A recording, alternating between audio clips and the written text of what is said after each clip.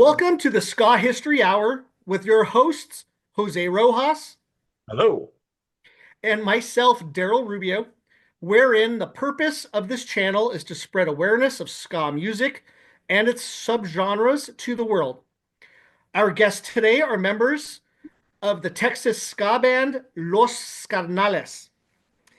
Gentlemen, we appreciate the time that you're taking to speak with us, to share Órale. stories and your music to the ska community.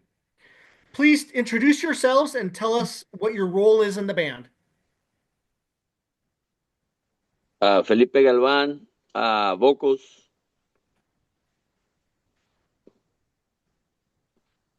Other vocals, Nestor.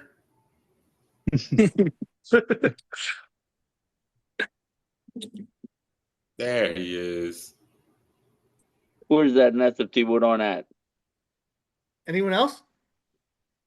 I'm over here. So, well, this is Richard. I play keyboards, piano, Richard, do you have a organ. last name? I'm Ricky Tijerina. I'm the newest member. I'm the drummer. Hey. All right. All right. The band name Los Skarnales. Who came up with it, and is that the play on word for carnal? Yeah, carnal. Whenever I came up with it, it was like out of like a tribute to Skylights. You know, like I whenever I found out about this awesome band called the Skylights, I was blown away with their music and what they did to the whole ska movement all over the world. You know, so I was like, wow, man, how can a band from an island have so much impact? You know, on a movement all over the world. You know, because we have heard about like the whole like two tone era, you know, in the late 70s, early 80s.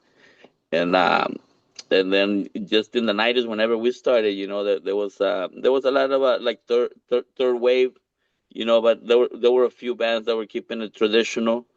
And we were like, man, we kind of want to sound like those, you know. We're like, you know, we're like Punk and Ska and Operation Ivy and Two Tone, but we were not too thrilled about like the whole like third wave, like goofy. I don't know, you know. I mean, different tastes for different people, you know. Yeah. But whenever like I found out about the Skylights, you know, I'm like, man, that's just such an awesome name, you know. Um, like satellites. So I was like, man, you know, out of respect for them, it'd be cool to come out with like something sky, you know, and like I was like, well, maybe the Chicano version of it, you know, Mexican American version of it, you know, even though we're not as awesome as they were, you know, just out of respect and out of tribute for everything they did to the movement, you know. Mm-hmm. Yeah, I don't Cool. think anyone's as awesome as they are. I mean, you know, they're OGs, the originators, man. Yeah. Feel at it. So you guys started around 1994, is that right?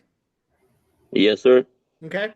The releases that we show that you guys have so far is Nos Más Desorden in 1995, Vatos Crudos, an EP in 1996, Vatos Rudos in 1997, Suavecito Style in 2000, Pachuco Boogie Sound System in 94. I don't know why I jumped around there. Uh, Dale Shine, or I don't know if you say Shine, in 2019. Vatos Rudos, the 20th anniversary in 2014 on 2 discs. And then I'm sorry, not the most recent, Another Day, Another Borrachera in 2015, aside from many comps. Is there anything that I've left out? Nah, that's it. There was another one that never came out, but it's still like there floating somewhere. You know what I mean? Jose It will it it, find it. it, it was supposed to be Suavecito style. But hey, you know, we might surprise everybody with a vinyl or something. You know. So, and the Pachuco Right. Boogie sound system, I believe it was 2002 or 2003 that came out. Oh, got it. That was put out by Bucket whenever he started that Megalith. Oh yeah, Whenever that's right. Yeah, Megalith. whenever he went from that other record label that well, what was it, New York City Moon. Ska? Moonska? Yeah, Moonska. Moonska Yeah, it was Records. Moon Ska, and then the offshoot was Ska Satellite for the smaller bands. Yeah, and And then then I he thought did. Megalith was for international, I believe, All right, yeah, that yeah, he did. Yeah, yeah. because he does Whenever a lot of collaborations with Mad Butcher out in Germany. orale. So, whose idea was it to form the band, and how did you guys get together? You want to answer that one, Ricky? It's a new guy. Ricky, Let me hit up Ricky, Wikipedia real quick. Ricky. Ricky, you guys just getting that just because of bullshit story. I don't represent the past of the band. I represent the future. He's the new I blood. Future, like there you go.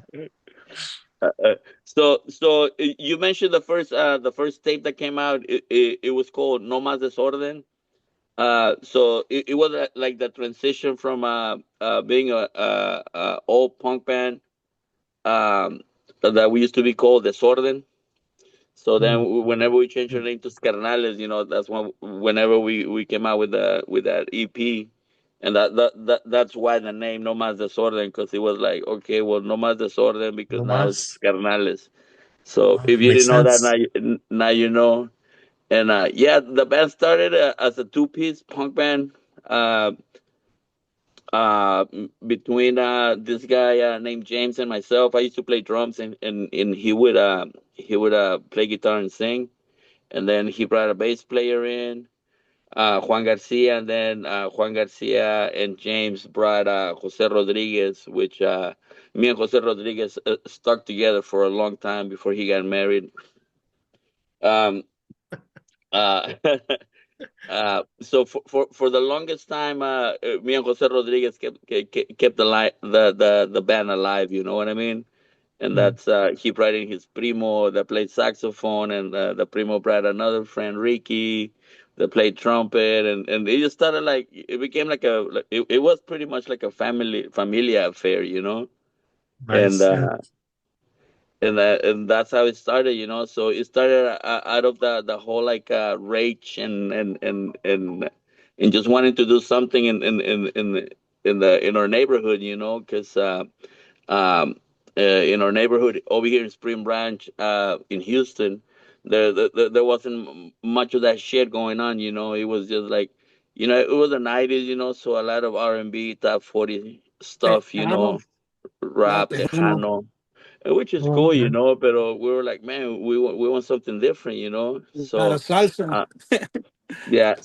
so being in the band like kept us away from like gangs and getting in trouble. So that was cool that we didn't have to like you know go to jail or anything like that. Yeah, When that's always good. a lot of our friends did, and or getting shot or getting wounded or getting killed. But yeah, that was like how would you say it? Just like a Big Brother's after school program for us, puro pinche punk rock. Yeah, man. Cool, cool. Now, what bands did you each first hear when learning about the genre of ska? Uh, well, whenever we were younger, we listened to a few real good bands that infuse ska and other Latin rhythms. Like Fabulosos Cadillacs from Argentina. Like Uh, some of us listened to them before we even knew what ska was. We just liked it because we were like, like in elementary school, and we were like, oh, this shit sounds cool. And like Mano Negra from France and Maldita Vecindad from Mexico City. Uh, but whenever we found out about like ska, I think a lot of us listened to like, of course, it went through the whole transition punk ska, and you cannot leave out Operation Ivy out of the mix, because Hell they yeah. influence so many bands, and of course, like the whole like two-tone movement in England, with the Specials, Madness, Bad Manners, and all those awesome bands. Um, But since we started with a lot of punk influence, like the main band that really opened up our eyes to try different styles with punk, ska, reggae was of course the Clash. Mm, Oh, So okay. one of my faves. you were talking about the only band that matters. So really, Yeah, definitely. Clash and Scatolites, yes. Nice. So take And I us have, back to the. Oh, oh, go I'm ahead. Go sorry. ahead. I was just gonna say, I have to say, Skarnales was one of the bands that got me into ska because, man, I started catching them in high school. We had this great venue in Houston called Fitzgerald's that I would spend a lot of my time in freshman, sophomore year, and we had a great scene in like late '90s, early 2000s, and I go catch these guys and a lot of great Houston bands, Ventilators, Indestructible Huxtables, Middle Finger, all these awesome bands, and I'd catch these guys, and their shows are just so so awesome, so action packed, so everybody's into it. And I was like, let me explore this genre. I was a punk rocker growing up, and then I got into them, and it just kind of stirred me in that direction where I'm checking out all these other bands I probably wouldn't have discovered otherwise. But yeah, don't man, make us don't make oh, us look all old and shit, bro. hey, But, I think Well, that's kind of similar situation for me. I grew up listening to metal and punk and stuff, and started playing in bands around Houston in the late '90s, early 2000s, and you had a lot of the more solid Houston bands that we all looked up to, and we're trying to open up for bands like 30 Foot Fall, bands like Middle Finger, and one of the bands was Los Skarnales, and seeing them play shows early on when it was a Pachuco Boogie sound system era, and just catching those guys, and anytime you're going to one of those shows, you're going to party and stuff, and there was also the obvious staples of ska or ska punk. One of the first ska bands I got into was Voodoo Glow Skulls. Mhm. Uh, hell yeah, one of our favorites to this day, the Homies. Now, but I grew Carnales, up, VGS. yeah, grew up getting into ska pretty much because of them, and other random bands. There was a band from Austin called the Impossibles, and they went oh, back and forth. They one of my were Uh, favorite great. bands of all time.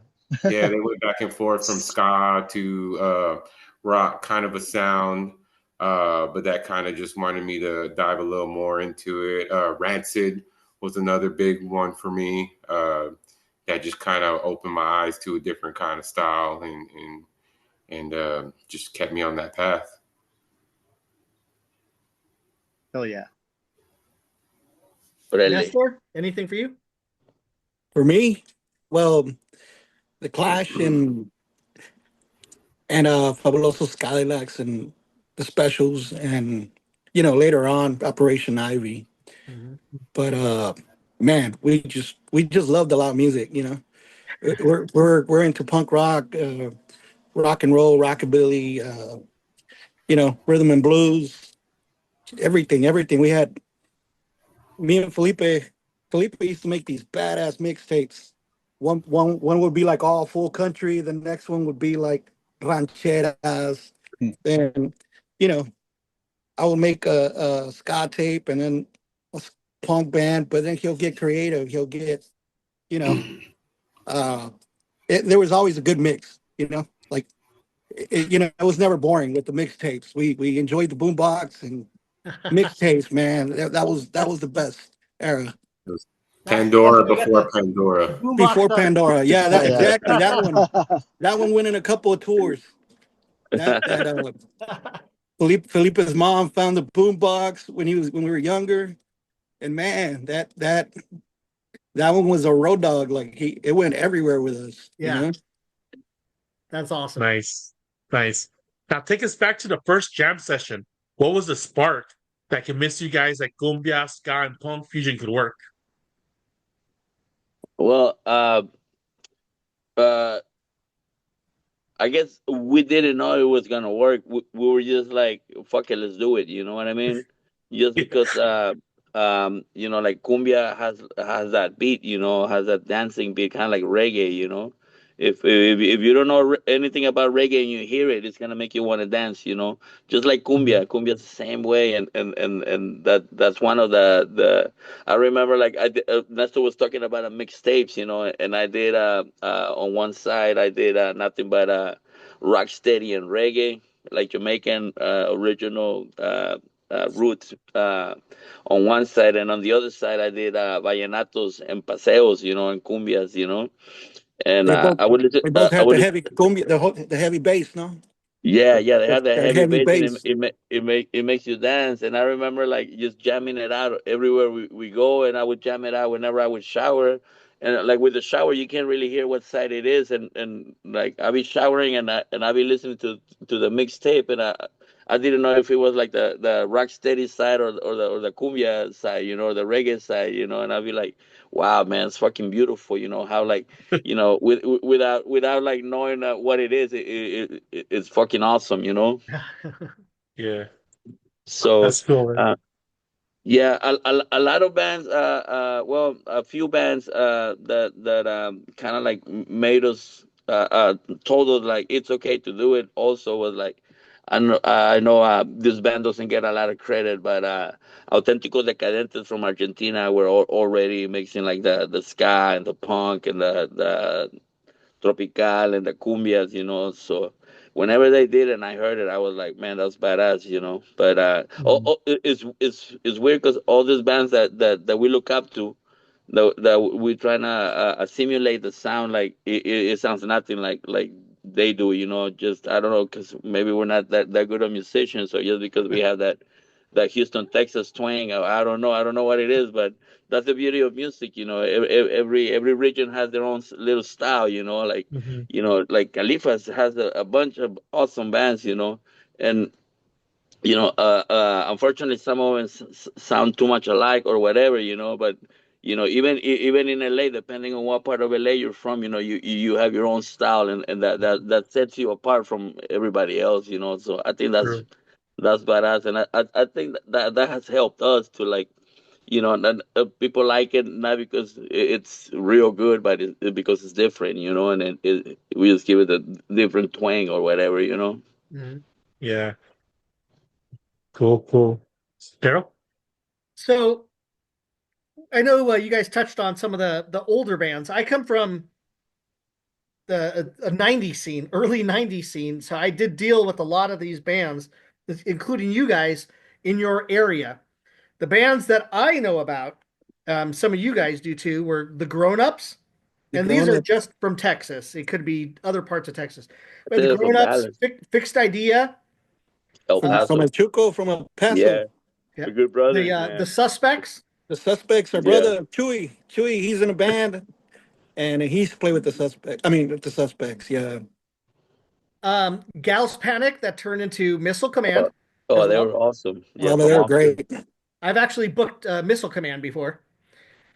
Slap Happy that turned into Supermarket All Stars. Yeah, they were Yeah, great, man. I they're remember Yeah. from that. Miss those Houston. guys. Like you guys said, the Impossibles, which we played, or a band that I used to manage, played with them before back in the day. What band? Uh, What band do you used to manage? a band called the Hippos back The in Oh, Oh, I the Hippos. yeah. remember. I 90s. remember The the Oh, Hippos. hippos. Yeah. I'm Orale. having flashbacks now. And then, Yeah, yeah. You yeah, name it. You name because yeah, it. we played with them in Houston or Austin. I don't remember where it was. But they had the same Fuel by Ramen connection that the Hippos did too. And Orale. then another band, Secret Agent 8. Oh, they were Secret Agent awesome. 8, man. Yeah, Texas those City. ones. Fitzgerald's flashbacks, Yeah, man. and I think We one of the we members of your bands we went got was Aaron solo, Aaron playing right? trumpet with Yeah. us now Yeah, Yeah. from Secret Agent 8. and I Cool. think the only one person from your band that I know that went solo was Ryan Scroggins, Yeah, right? So he yeah, he yeah. did his own thing. Did anybody else go solo from your band, or did you guys play Uh, in other bands? Nick Gaitan, he's doing his well. Nick Gaitan, he wasn't the first upright bass player. He was the second upright bass player that we had. But oh my God, he's such a good upright bass player. Nick Gaitan. So he's got his own thing going on called Nick Gaitan and the Umbrella Man. He has also played with Nicky Hill, right, Nestor? Nicky he, Hill, yeah. he plays Nicky with Nicky Hill, Hill. and he He's, played upright with Billy Joe Shaver. And yeah, he he came on like David Letterman with Billy Joe Shaver. That's awesome. and Willie Nelson. And Willie And Nelson. Oh, he sure. played with Willie Nelson. So yeah, Nick Gaitan is another one that like venture from Skarnales. Another one is Roberto Rodriguez or accordion player. He's playing with who's he playing for Loco for who's he playing with? I know he's played with Los Lobos before, which is fucking awesome, you know. Um, Um, and then also like the guys, some of the guys that went on to do the Suffers was Patrick Kelly and John Razo, Durbin, Michael Rasso, and Chappie, Castañeda and Chappie. Chappie Luna. Yeah, so I mean, Houston is a big city, but I guess Los Carnales has been kind of like I don't know, like a school of rock, maybe. I don't know. There were like a few members like play with us for a little bit, and then they go on to do bigger and better things. One of my friends also plays in Los Lobos. Yeah, you guys might know him, Alfredo Ortiz. Órale, Yeah. Yeah, órale. he Is he plays the with drum? he played with Beasties back in the day, and Oh, then Oh he's he cool plays as yeah. with hell, man. What is it, Gogo? I can't even say the Gogo name. Gogo Bordello. Bordello. Yeah, Yeah. Gogo plays That's with it, Bordello. them, right? and he was in Yeska. He first started in Yeska. Ah, Yeah. okay, okay. I think he played on Piñata Protest album too. So, Oh our yeah, good brothers, Piñata Protest. Shout outs to them from San Antos. yeah, Um, yeah. yeah. And it's Nice. great to Yeah, see when people from the scene actually do some great things. It makes a good Are you wholesome. from Texas? No, you're from Cali, right? I am from Cali. Yeah, I've been to Texas several times though. That's awesome. You name like all the cool bands from Texas. That's badass, bro. Well, I don't know if you remember, but you guys actually put a song on this comp for me back in Ah, 1997. órale, yeah, Remember yeah. that What? one? Yeah, I You guys remember. put "Sospechoso." Hey, hey, Ah, hey. I órale, don't know if you could carnal. see it. Órale. Oh yeah, I see it right there, number 2 or number 3. Sospechoso. Wow, yeah, man. That was back in '97 when you guys contributed that song, which is pretty awesome. You I have an think extra CD on that one or no? you know what? It's funny because I was at a show in the hood, and someone broke in and stole a shitload of like all my music.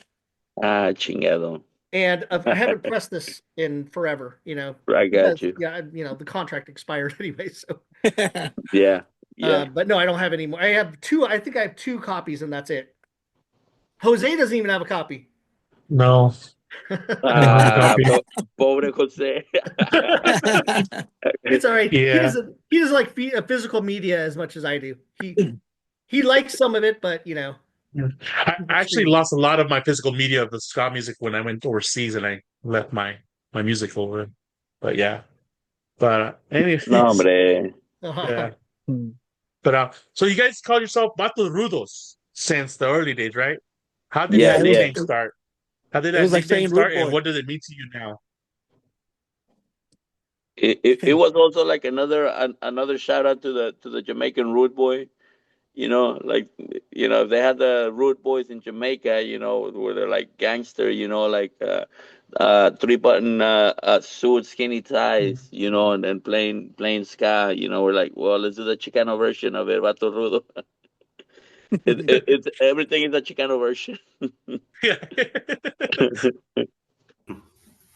Yeah.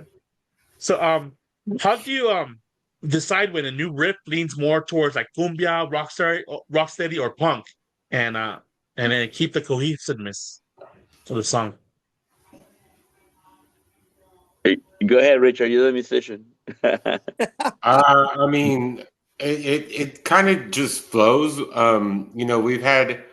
We've been kind of busy in the last year or so with playing shows and stuff, but when we do get a chance to have writing sessions and stuff like that, we'll usually somebody brings an idea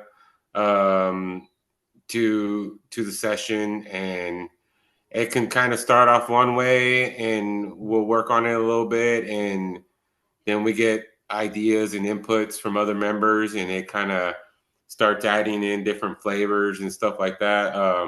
Or sometimes the songs will come out kind of already cemented in with this kind of ingredient or another, and I guess it kind of just depends. But there's no real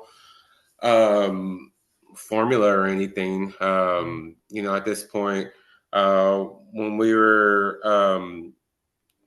recording, we did some recording sessions a few years back, and kind of just came up with some few new songs and stuff that we hadn't really kind of fleshed out and didn't really get to release. But it was kind of a good writing session. Everybody in the band kind of knows what it takes to make a song with this band, and what flavors stuff to add.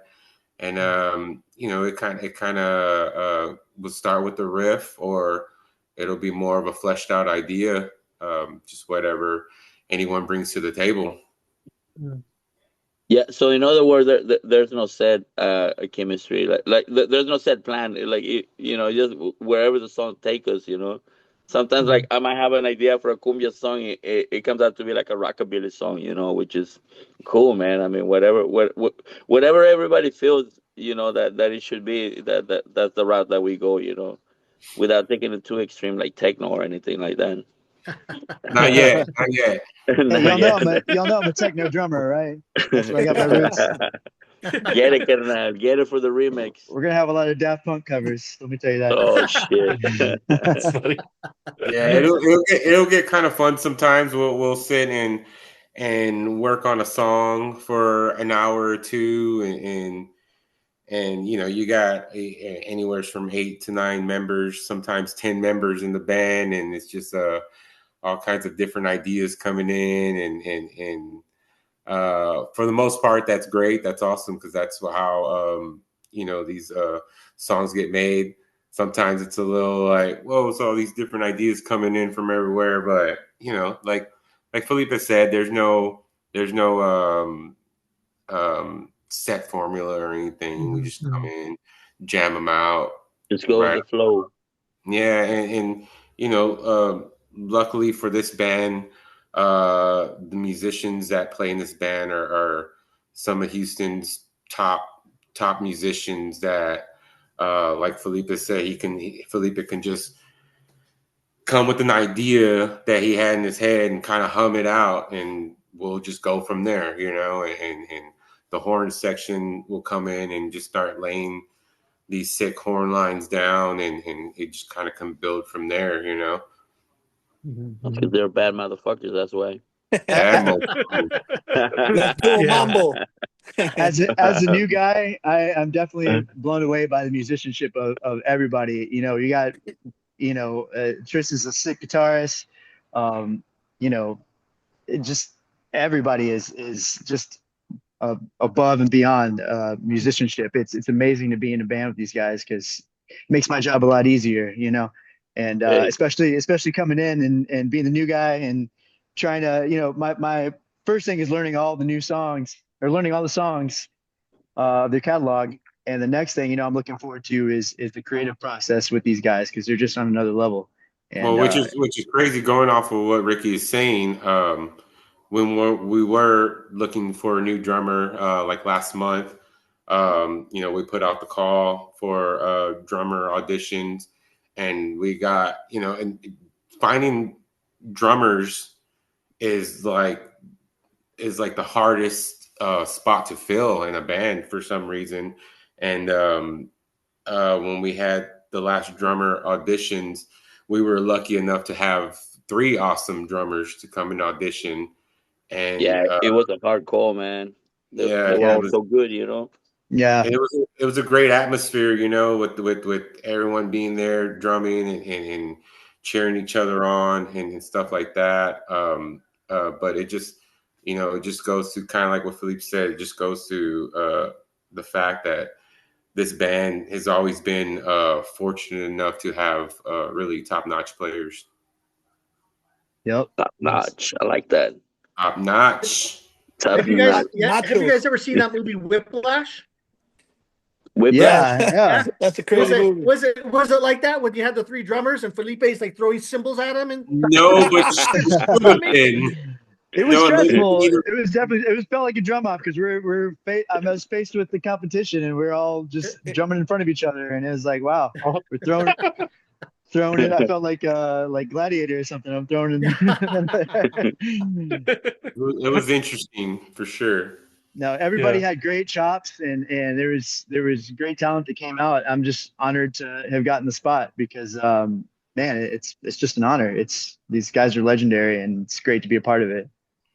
But it really boiled down to Ricky winning that breakdancing competition at the end. that was in the parking lot afterwards. and he brought the beers too, right? Yeah. I'm I brought wondering my why own cardboard box. I'm wondering why it's so light outside and it's like what 8:30 where you guys are. Yeah, I was about to say, can y'all even see me? Do I look like a shadow right now? No, Yeah, it's, we- it's a still little light. dark. It's I weird. like to can be the still- mysterious in the we darkness can here. still see the beautiful letter that says Astros. Yes. Woo! Woo! No, we gotta. Sorry, I gotta cancel that out. 2017. We gotta. 2017. No, put that down. Put that down. Uh-oh. So so Los Skarnales played Supernova last year. Can you guys tell us about your experience being involved in this amazing festival? And We any played of you Super. guys personally going? Or if you guys are, is there any bands that you guys are looking to see? We played Supernova super drunk. Nice. You played Supernova super drunk. No, it was the first time that that we played this festival, and it was fucking badass, man.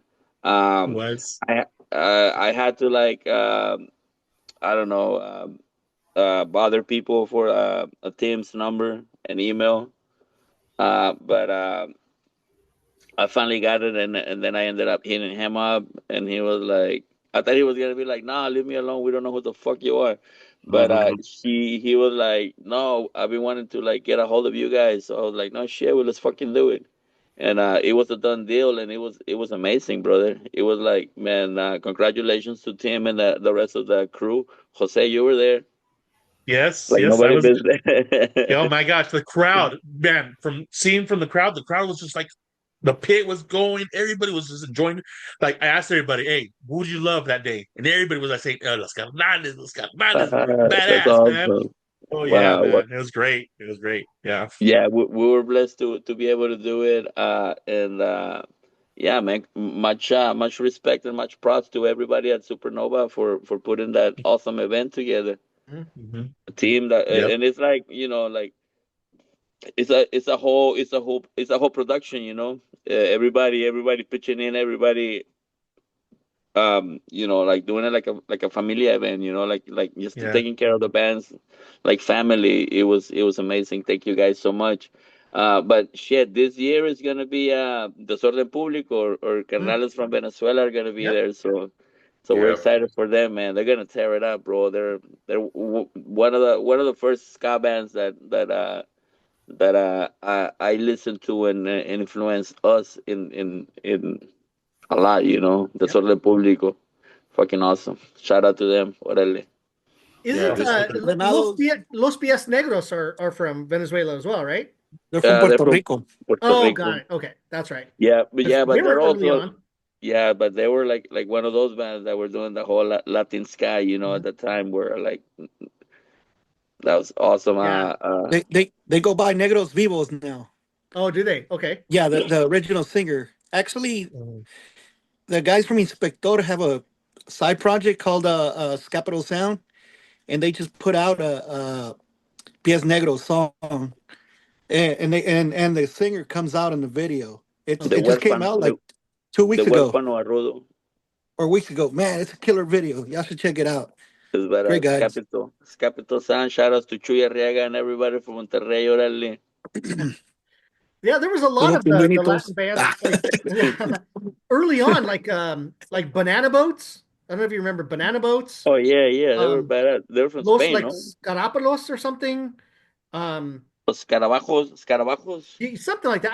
Yeah. I have a Latin I have two vinyl two records of Latin ska volume 1 and volume 2 that has a lot of those bands from late 80s early 90s. Oh, we used to listen to this band called Cortato when we were Oh yeah, younger yeah, too. they're pretty hardcore, man. Cortato. But Yeah, they're but I think they're from France. Basque. But yeah, they're northern they're part of Spain. Oh, are they? yeah, Okay. I must have gotten. Oh, you know what? I'm they're sorry. from I'm thinking of another they're band. from the Basque country. Yeah. And then And I guess we saw a couple years ago when I was there with Jose, we saw Out of Control Army oh, um, badass. was Oh, those guys there. are killer. Yeah. Yeah. And then Jose just loves Inspector. That's one of his favorites. Yeah, Oh, Hell yeah. yeah, Inspector's badass, brother. Yeah. yeah, yeah, yeah. Los Skarnales, little brothers, man. Yeah. It's yeah. So your lyrics in your songs go from Spanish to English. What guides the language choice of the songs? Like when Well, that's the way we talk over here. You know, a lot of us, not all of us, but some of us are first or second generation Mexican American. You know, in Texas, that's how we do it. You know, just like a lot of places in LA or in El Paso or in Arizona. You know, that's just like the Mhm. whole Spanglish. You know, so whenever I started a band as a punk band, like whenever I was like, hey, I'm gonna do a fucking punk band, you know, Mm. because I'm young, wild, free, and reckless or whatever, you know. I was like, man, would it be more punk rock to sing in Spanish, you know? And then so fucking I wrote the shit in Spanish, you know. And then I started getting into like my like 1940s first generation Mexican American Chicano suit era from the 30s and 40s, you know, and I started like embracing that whole culture, you know, Mhm. and man, our people went through like a lot of shit, you know, like they created like a whole like a subculture, you know, with the whole suits and their language Mhm. and their lifestyle, and they went through some shit, you know, besides the suit riots, you know, a lot of racism and a lot of injustice, you know. So I'm Mhm. like, man, fucking instead of having a green mohawk, you know, I feel more comfortable wearing suit pants and Stacy Adams, and instead of Mhm. wearing Doc Martens, you know, I'm gonna wear my Stacy Adams because that speaks more of my roots, you know, the struggle that my people went through. Mhm. So, you know, we started this whole image, you know, because music and image goes hand in hand. You know, I mean, Mhm. you cannot imagine like the whole sharp dress, two-tone era playing in flip-flops or cargo pants, you know, cargo shorts. You know, it was like a Right. whole it's a whole package. You know, so you know, even though like we were not playing in front of anybody, we would get all dressed up, you know, get all greased up, you know, get all shined up, and you know we play with a bunch of crusty punk bands, and we were wearing the Stacy Adams and the wife beaters and the vintage slacks and stuff like that, you know. And then we just kept it going, you know, and it's already been like 30 years or whatever, but I think we got it down pretty all right now. Nice. Yeah. Daryl? So, have you guys ever toured out out to California? We Or have, but it's been a minute. It's been like 2 years or so, or longer Oh. already. I don't know. Time flies when you. Yeah, we done it a few times, carnal. But Oh, we were it's there last year, right? Cali. Yeah, where in California? Yeah, yeah, La we're in Santa, La Santa, Santa Ana. Oh, Yeah, you're in yeah, La Santa La in Santa Santa. Ana. yeah. Yeah. Awesome. Yeah, yeah, we done it before, but everything we done from the beginning, like here in Texas, like the kind of music that we play, doesn't get any kind of support. You know, like everything we done, we have to do DIY, and we have to like prepare our own tours and stuff like that. Um, but yeah, man, I mean, shit. Any chance if you guys know any promoters that want to take Los Carnales, let us know. We'll be there. Jose right here. Yeah, let's do it. Jose's looking Let's do it. All right, Jose's man. gonna Jose's gonna put it on a show with Ocho Calacas and who Ocho else? calacas, carnales, órale. Who else? La Pobresca. Who else? La La pobreza. Pobresca, Man, there's so many good La bands over there, bro. Callejeros. Who else Los is gonna be Callejeros, there? Descarados. Descarados, bring back Viernes 13 too in Calavera. Oh Yeah. yeah. Oh yeah. Well, Yeah. my friend is Bubba Sanchez used to be in Oh, Viernes Trece, but he's in the Untouchables now. Oh we yeah, just saw him last okay. year. Oh, Yeah, did you? Yeah, we yeah, saw him yeah. at the airport in Hey, Houston. yeah, and shout out to my good carnal Mario Luna from Viernes 13. Órale, Mario, carnalito, that's our little brother Bubba, right there. what's up, Bubba? Yeah. Nice. Now I want to talk about the first time I heard you guys on a compilation. I was first getting into ska in the 90s. Puro Español, Volume 1. Oh, And that's you Slam had the great. Records. song Bomba 48 on there. You know. Can you tell us how you got on the compilation, and can you explain the Bomba 48 song? That's I'm thinking it's about a car, right? Or Yeah, It is about a car. So how did we get on the compilation? yeah. This guy from San Diego, Dr. G, and I think it was who was it, Mr. Banda Elástica? Banda I don't know, Elástica, yeah. but they created this awesome record label called Aslan Records. That was Mhm. supporting a lot of Spanish rock bands.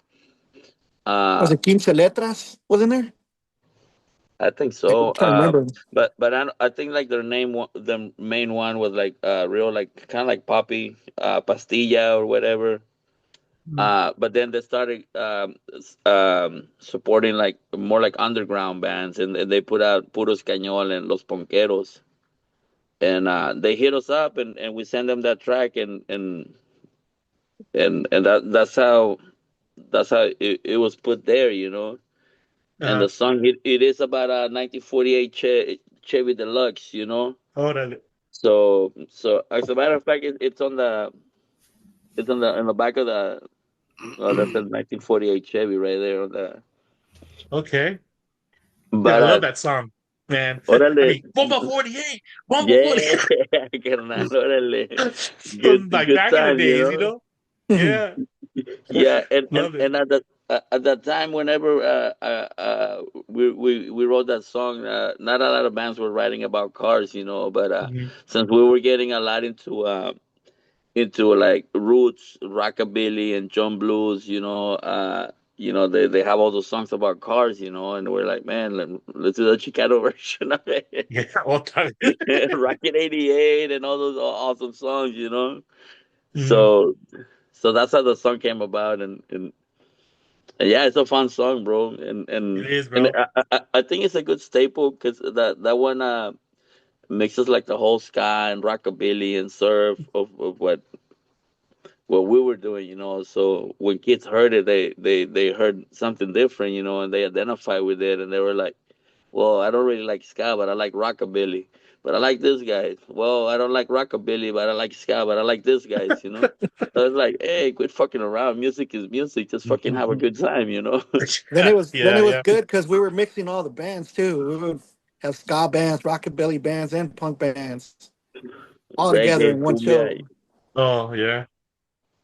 Yeah, we I'll were say that always song mixing. is fun as fuck to play on drums too. Is it? Oh, Yeah, dude, yeah. a I little bit of bet. everything. Yeah. Daryl? So, I'm sorry, I left real quick, but I found those things that I was talking about. I don't know if you can see it, Latin Ska Fiesta, Oh, there. Yeah. and these are the bands on it.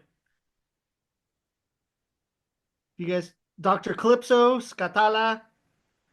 You guys Los know those Catalan, bands? Locos. Los Vocalizo, Rojos. yeah, those guys. Is it backwards on for you guys? No. No, No, no, no, you're good. And then the Latin Ska Fever one that Wow. has a lot of the Comando Moriles, that's Banana cool, Boats. man. These We are the That's ones that I knew first no, growing up. First introduction into Latin ska. and I think a lot of those bands are from Spain, right? Yeah, I think so. There's some from other places. This is from FBI Skazine. Yeah, the cool thing about ska compilations from Spain is like they had it down to the teeth, you know, because they were so close to like, London or England, with all those awesome tuto ska bands, Oh you know yeah, what I mean? got a whole Oh big yeah, full man. sleeve. Yeah, they had it down, bro. Man, that's Yeah, I know. Look at awesome. that. I mean, this is killer. This is made so nice. Wow. That's Yeah, they don't rad. make them like that anymore. No, they Man, I want to don't. jam out that record now. You can't find some of this stuff anymore. Yeah, No. yeah. Um, so what are each of your favorite current ska or punk bands that you guys are into right now?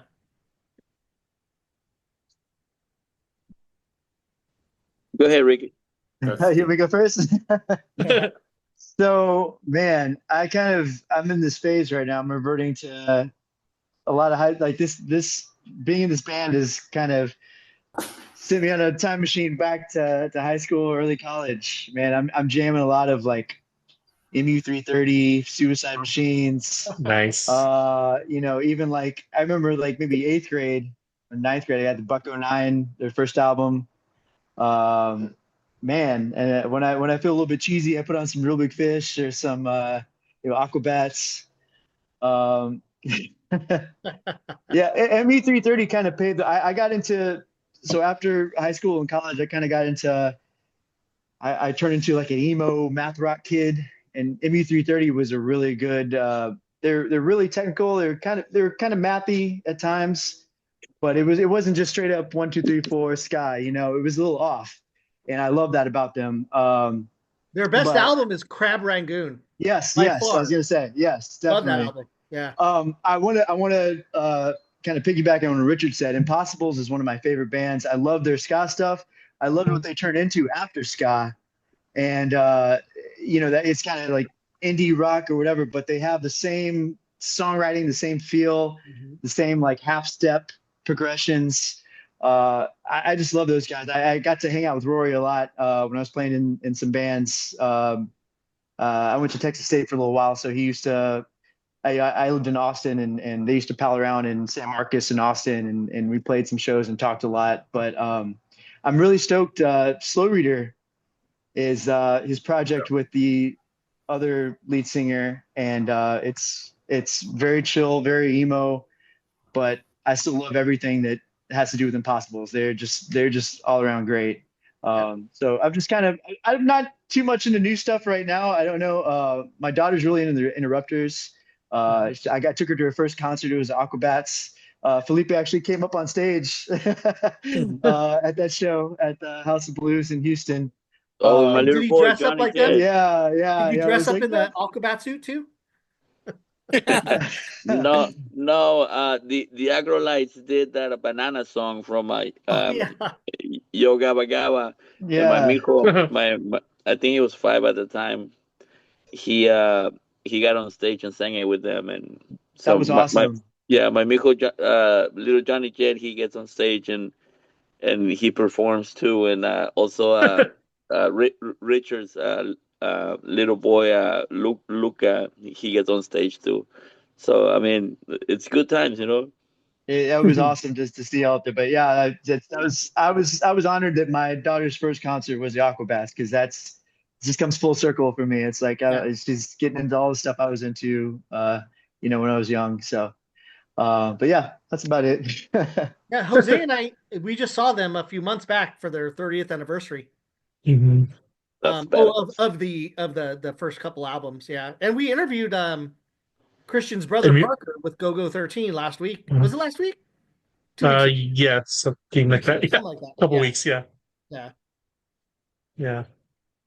So, another compilation that you guys are on is with the Inspector with the song El Dejado. How did that collaboration happen?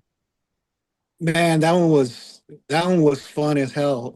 Yeah, At the It it, moment, it at the happened moment, during the pandemic. yeah, yeah, okay. it was during the pandemic, so we were having trouble with some of the bandmates at the time. So the time was coming up, and Felipe ended up hitting up Jose, the original guitar player, and then an old drummer, Pat Kelly, and then everything just fell in place. It was like it was so fast, you know. It was just like, what? Okay, cool. Let's record it. Okay, and you know, just doing a song with Inspector, you know, old friends, old buddies, you know, celebrating their anniversary, and the horn players coming up with cool horn lines, you know, like you felt Yeah. like wow, man, like we're older now, and you know their horn player style, the way they were doing it, it was like wow, you know, it was super exciting, man, and what a great moment. It was cool, real happy. Nice. Yeah. Yeah, Now, that do was you a cool guys? session Yeah. recording that. I think we did that at Rogers Place. Yeah, Rogers. R&R. Yeah. Shout R&R out to Roger. Studio. Orale Raj. Yeah, that was a cool session.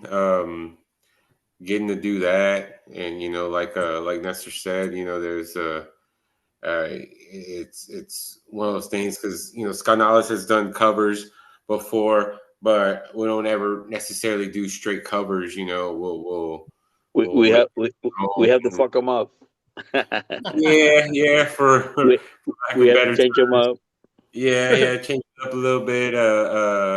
Add the flavors and stuff. But yeah, that one came out pretty good. We got That Lencho on upright and Robert Rodriguez on the accordion. That was badass. To yeah. have Robert back recording with us. Yeah, it's a pretty cool song, man. It's pretty cool. Thank Yeah. Orale. you, thank I'm you, glad you brother. like it. Thank you, bro. Yeah. Cool little collab you guys did.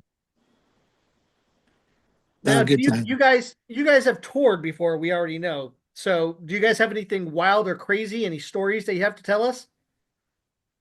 Nah, we're pretty well behaved kids. We bring our Bibles with us, you know, and all that.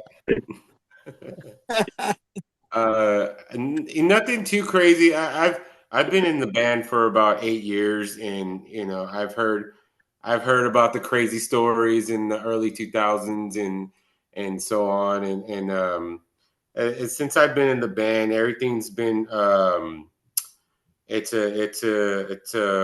an operation at this point that goes pretty smoothly for the most part. We'll get the occasional thing where we'll be out of town. I could speak for myself.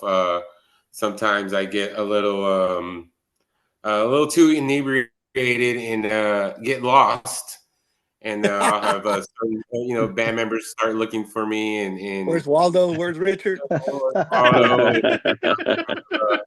passed out in the back of the van, or we played Paper Tiger in San Antonio like last year or the year before, and that's in San Antonio, right?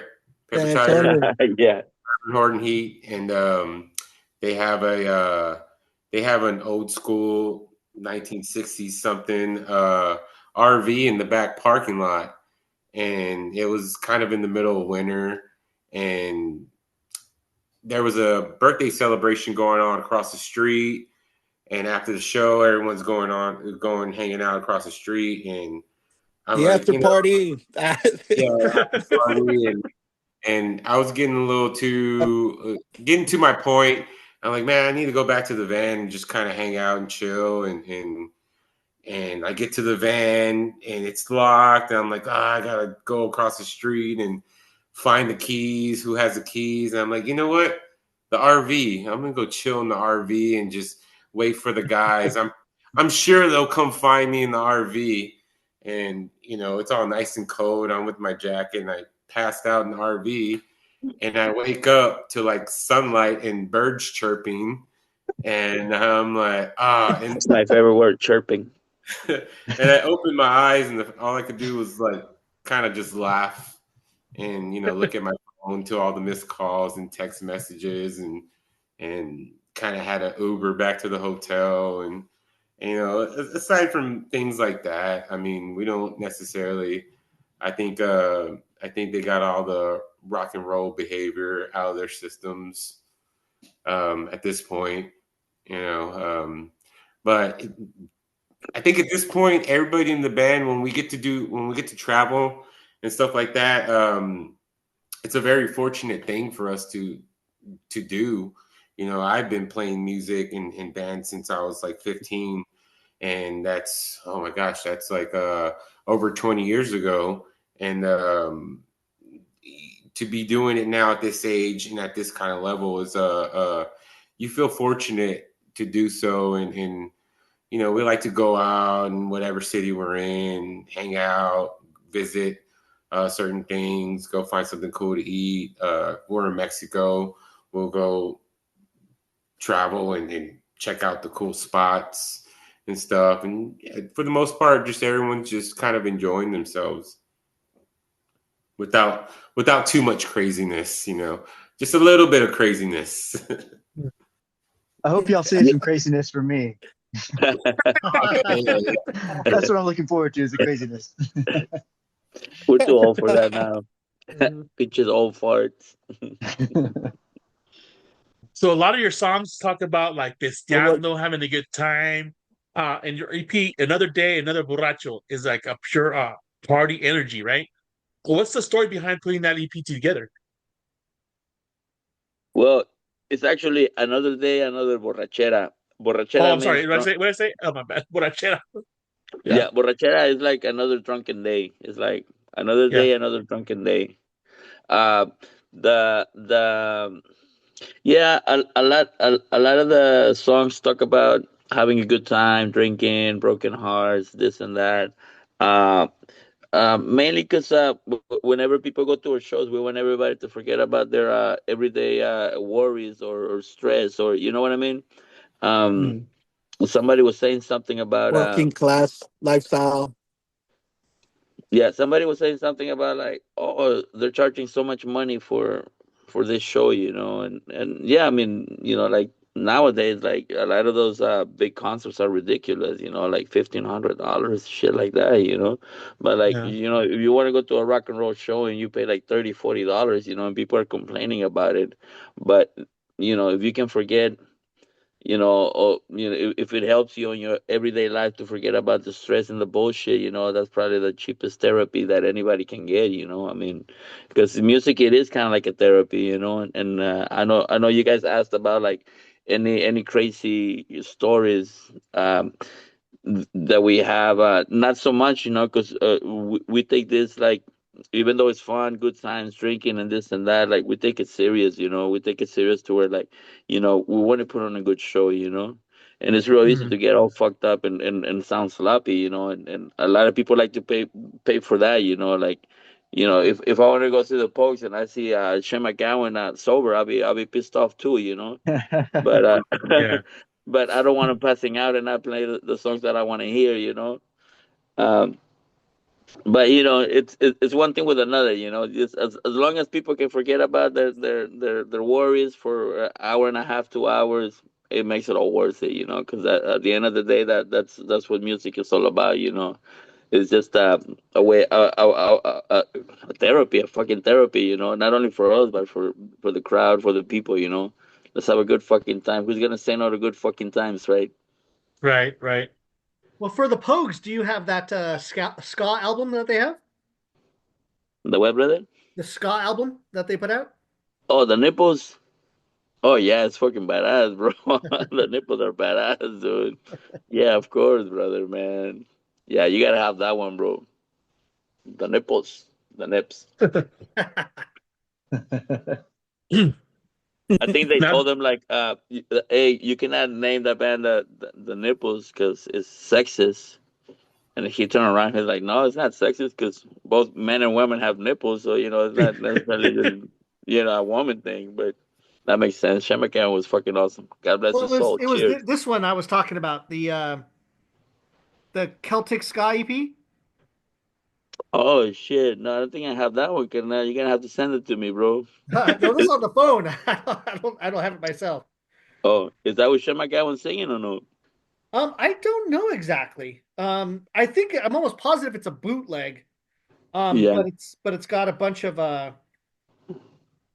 a bunch of different songs there. I think you can find it on Discogs. Orale. Yeah, it's got a message to you, Rudy, Murder Ska version 1, Pinned Down, I'm Alone in the Wilderness, and Murder Ska version 2. Oh shit. Yeah, Yeah. they had that live video where Joe Stromer gets on stage and they do like London Calling, and then they get some of the horn players from the specials and they do a message to you, Rudy, Oh, and some other ones, man. that's Yeah, probably what it is. It's probably live yeah, stuff. Yeah. that's badass, bro.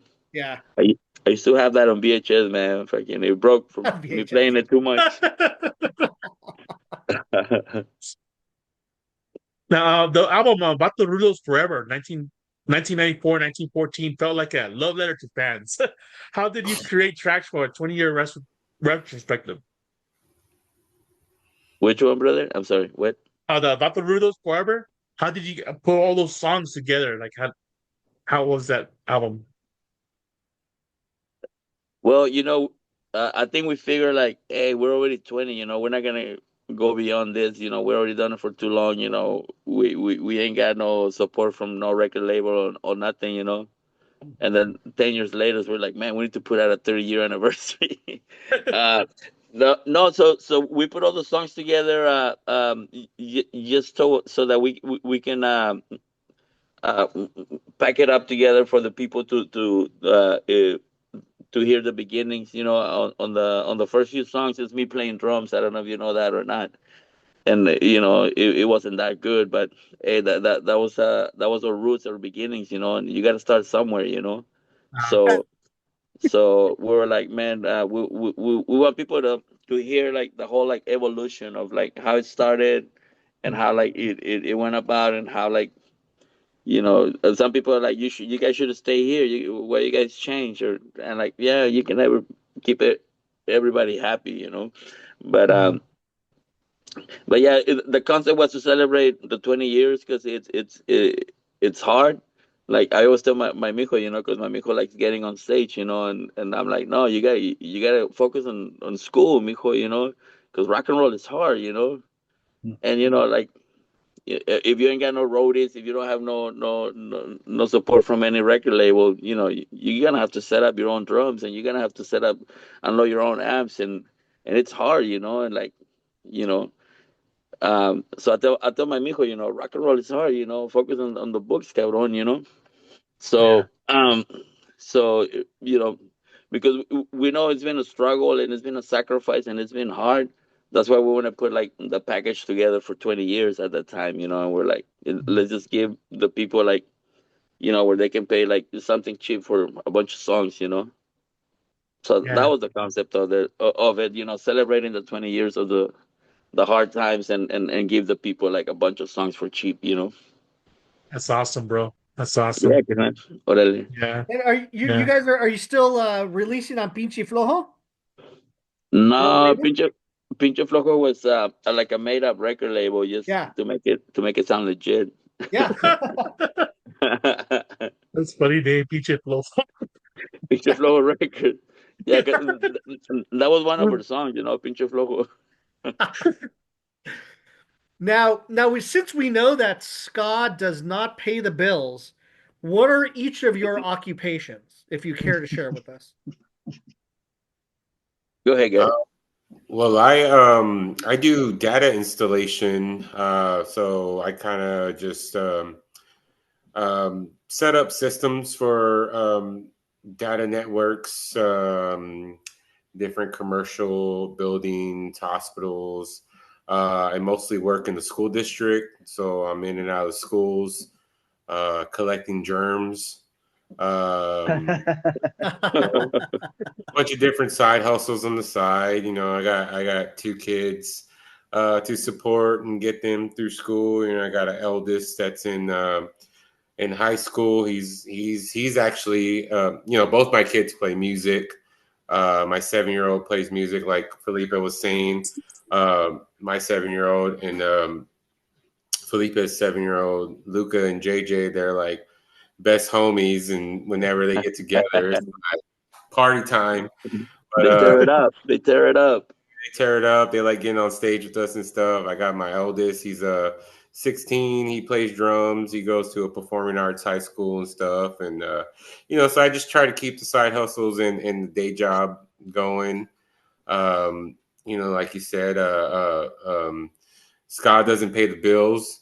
But for me, I've been in bands for over 20 years, and getting paid was like, the last thing on my mind. It's a lot of times it wasn't even on my mind. I was like, oh, cool, I get to go play a show. Oh shit, all right, we're gonna go play this show with these cool bands and this and that, and so that's with my day job, data installation, just kind of just keeping the hustle down, keeping it going.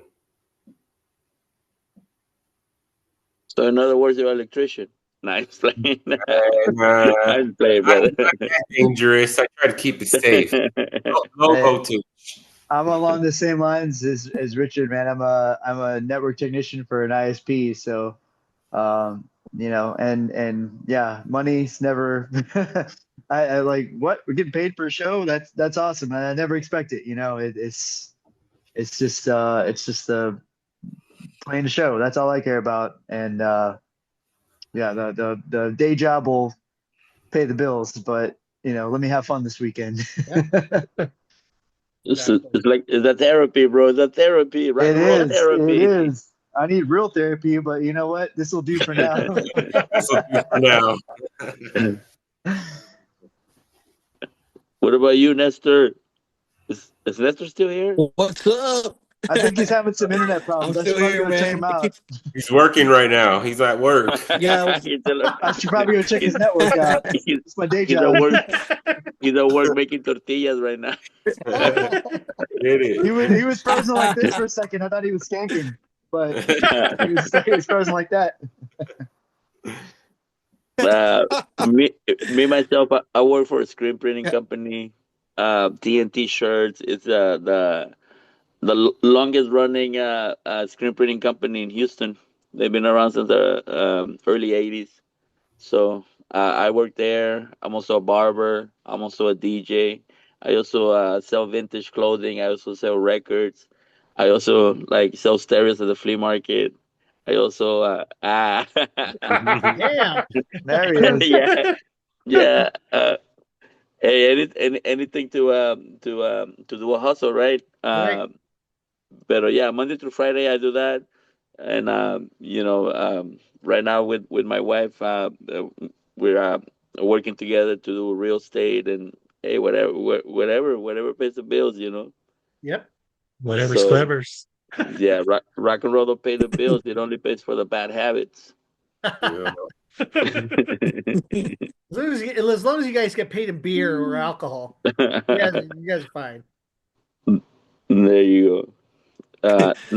Nestor, I don't know if Nestor. They want to know what you do. Hey, can you hear me? Yes. There you go. I used to be a machinist. Now I do hot shots, delivery, driving. Same to keep the hustle and keep the rock and roll alive, I guess. Right. Nice. And that's what we're doing. What about you guys? Flexible time. What about you guys? What do you guys do for a living? People want to know. Oh, Jose's got the best job. What do you do, Jose? Nada. He's like, I'm a Jose's prankster. retired. Awesome. Yeah, I'm pretty much retired. Hell yeah. Jose Yeah. is like, I'm a Oh, rock yeah, star. man. right. Jose is like, I'm the real rock star, motherfuckers. Yeah. he goes to shows I don't know how many times a week. At least once a that- week, or maybe this month. Oh, Yeah. that sounds like Nestor. Nestor can go to 5 shows and 3 after parties in one night. Keep I don't know how he it does it, but he rocking, man. does. Keep it rolling. Yeah. I've worked at the same company for over 20 years. I'm auto claims adjuster is what I do. Órale, qué raro. You get into an accident and I handle it. Oh yeah. Yeah, I'm a veteran, so I get a pension compensation now. So Órale, thank you for your Oh, service. yeah. Good man. Yes, sir. Yeah, thanks for your gracias, service, thank man. Thank you, man. Yes, Gracias, yes. mano. Yeah. So after nearly 30 years on stage, What's your pre-show ritual now versus the 90s? It's still the same. Uh, Yeah. I think we all have different pre-show rituals at this point. I think for Felipe, he especially if we're out of town, but in town, he's usually the one that's left to kind of rally everything together, get everything going, get the merch going, and all that stuff. If we're fortunate enough to be at a show or performance to where we don't have so much to worry about like that, some of us will go find some coffee. Some of us will hang out. Whenever he says coffee, he means drugs. Coffee. Coffee. No, man. No.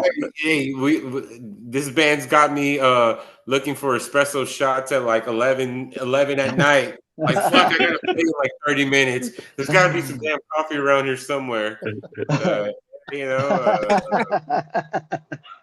just hanging out, jamming some music, hanging out with each other, just talking backstage, just hanging out. We're very fortunate enough to have a fan base that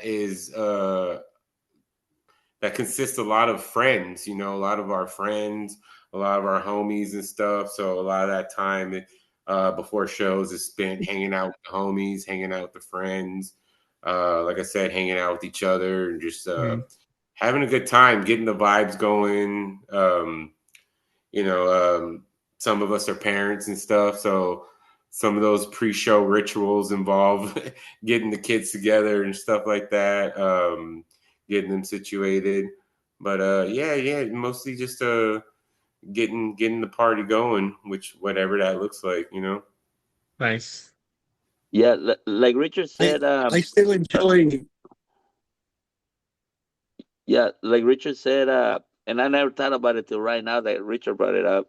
I guess one of the rituals has always been like setting up merch, and whenever you set up merch, even if it's like a new place that you never been, you start getting to know the people that are there, and like Richard said, like a lot of them are our friends. We're the kind of band that if you go see us, we're gonna become friends somehow, because we do like the whole like get to know the people, ask them. We become like you guys. We interview our fans, We interview our Okay. fans and we get to know them, and then next thing you know, we're like best friends at the end of the night, We always like even if we're playing out of town, we try to like we don't know anybody, we're like, hey, you want to go to the show? We'll put you on the guest list. We don't know anybody here.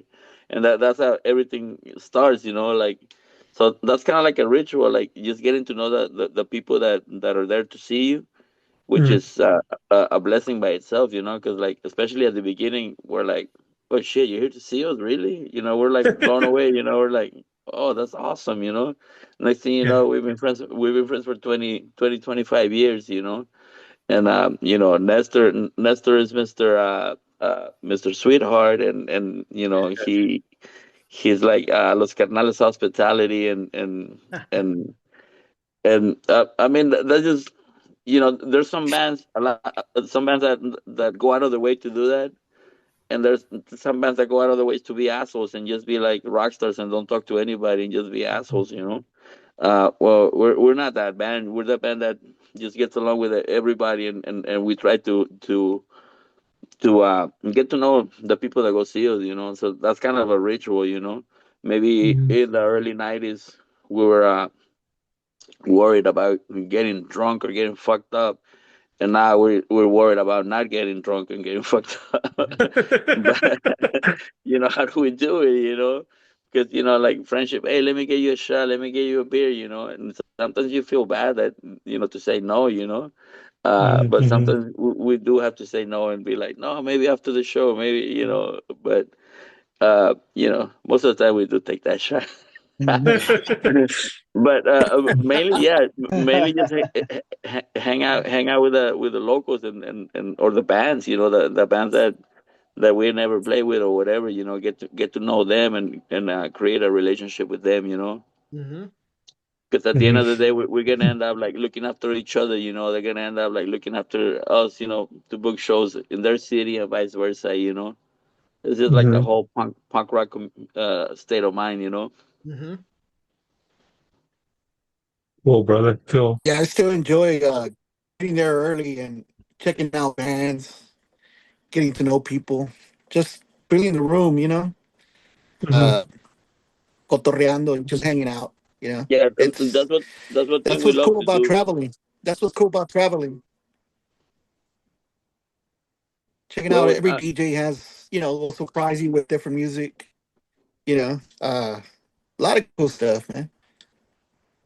Yeah, we always ask like where's the best food, the best record store, and the oldest bar. And if anybody can guide us there, then we're gonna be friends for the rest of our lives. Nice.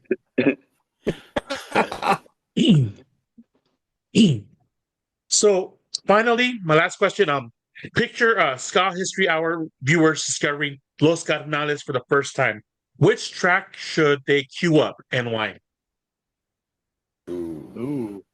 I think Bomba 48. I think Bomba 48 Well, sums it up, like I yeah, said earlier. yeah, I But I think could agree. uh, I think I really like the track "No Way Out." mm, That's just it's just one of those songs that kind of keeps that energy. we have a lot of when you talk about ska there, especially at this point, you got traditional ska, you got ska punk, you got ska core. I used to play in a band called Fusca, and we called ourselves Death Oh, yeah. Ska. We mixed like death metal, thrash metal with ska. Screamo Uh, ska.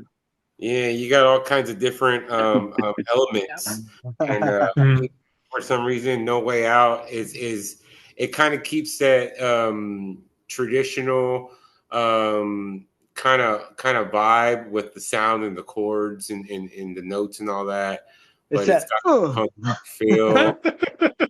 That That's the part I like that. yeah, it's got that. That song just pops for me, man, and I love playing that song. No Way Out, or Borracho. Borracho is another one that's pretty fun. Um, yeah, those tracks. I mean, obviously you can't go wrong with a song like Bomba 48. That's just a classic.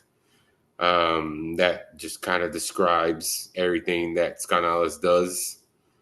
Um, yeah, I think those three tracks are probably like, okay, you want to know what we sound like? Here, listen to Cool, this. cool, cool. What do you So say, Uh, Ricky? what's the difference? Because there's Oh, a ska mix on this one for Bomba 48. Oh. Is there a oh, regular Bomba 48? Because this was huh. from the old album. I think that's a question for Nestor or Felipe. Felipe, what is Bomba 48 ska mix? What is that? Drums are different. I know that much because I think I heard both of them. Where's it Yeah, at? he's got it on a comp or something. No, no, it's on your Oh, Zapato. on the Oh, Vato Rulos. Yeah, but it has a ska mix, like the bonus the track. bonus track.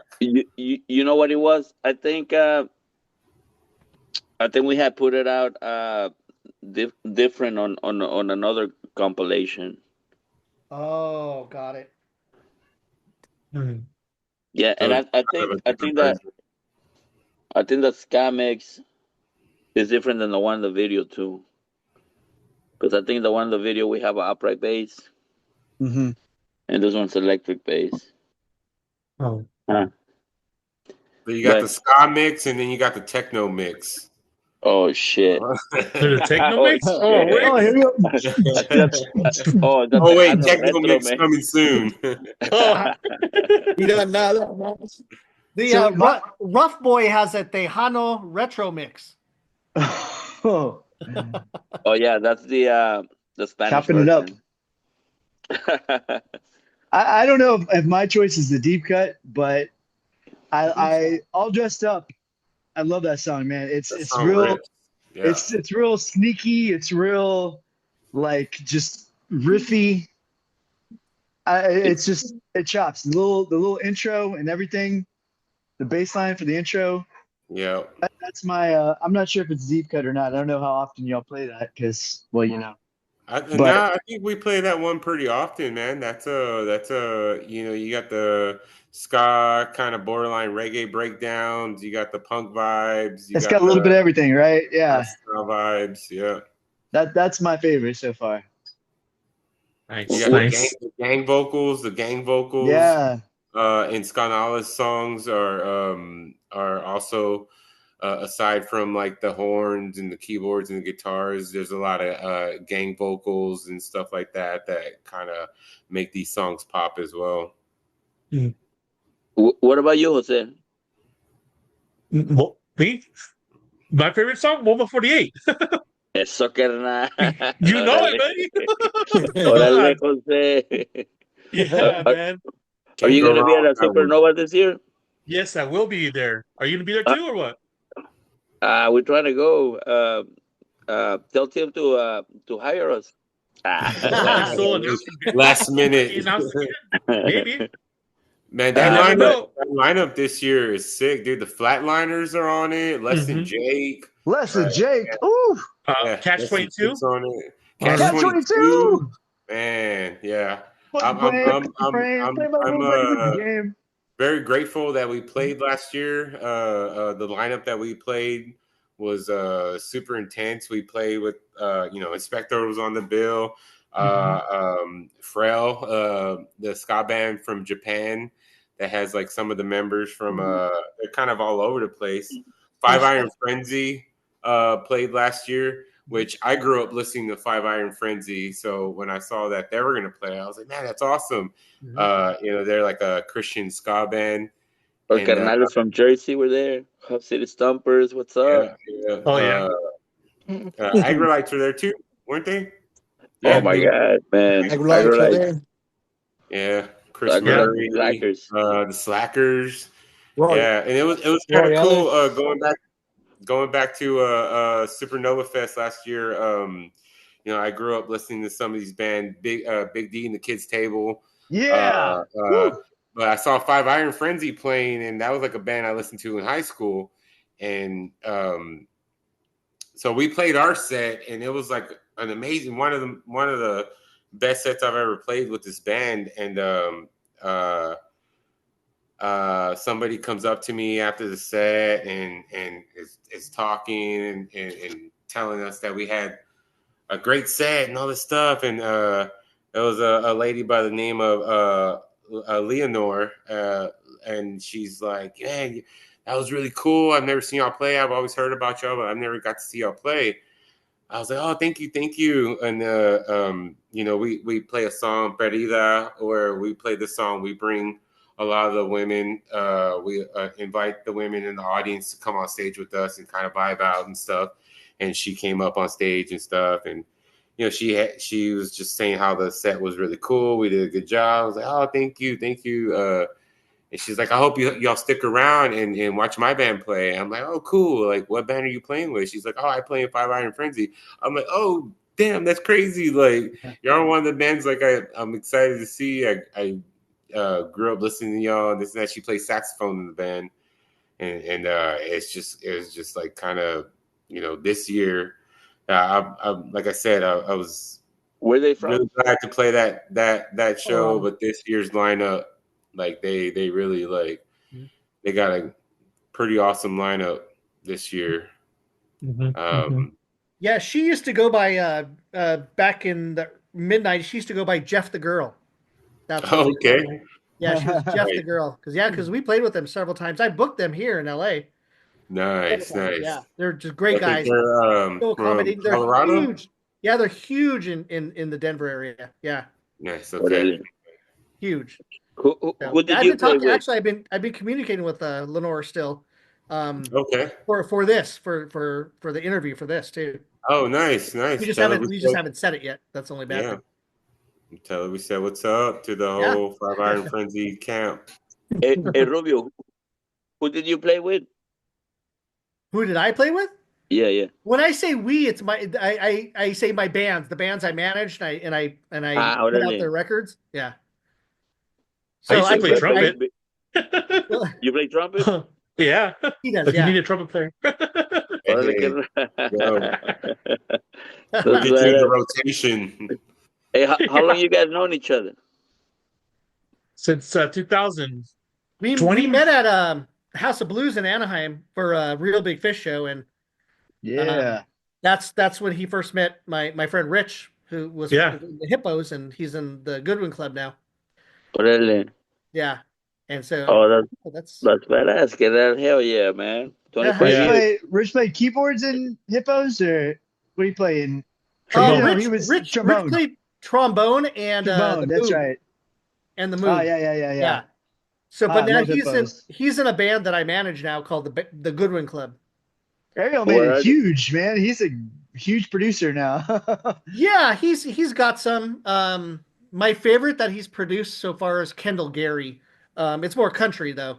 But he's got a lot. That's his full-time job. So he Yeah, took over yeah, his dad's studio he's um, amazing. Yeah. many years ago. Yeah, so he's still doing stuff. And They spent the night. So my high school band called Stecker, uh, the Hippos played in Houston. And they spent the night at my buddy Rohan's place and put them up on in the couches and everything.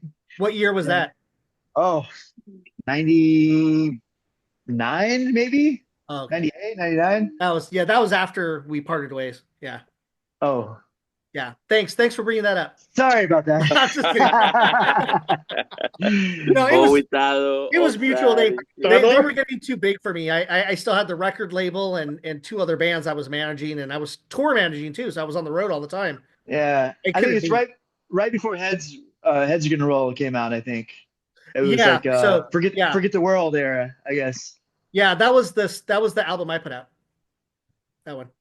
Órale. I'm That's sorry the about only that. good album I think, in my opinion, that they've done. I love the bongos and the all the auxiliary percussion. That was Yeah, great. that's Brandon Berry, and he's the bass Played player's for brother. Boss Tones, right?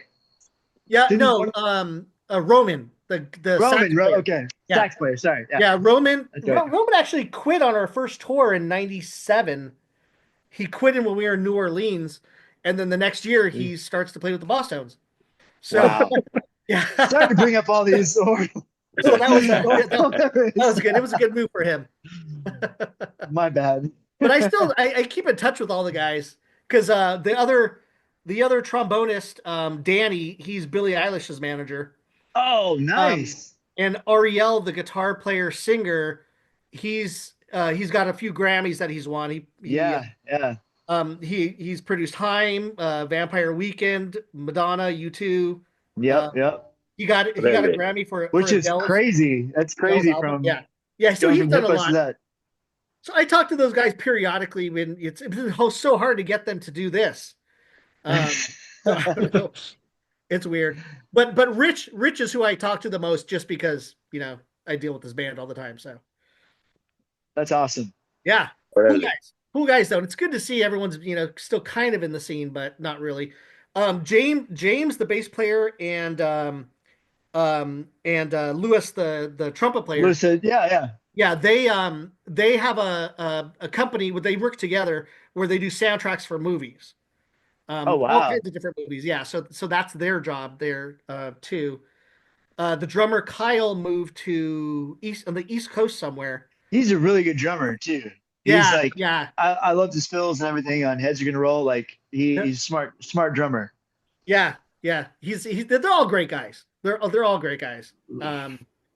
It's just such a different scene now than it was Yeah, back then. It's way different. understandable. Yeah. Those are all good times back in the 90s.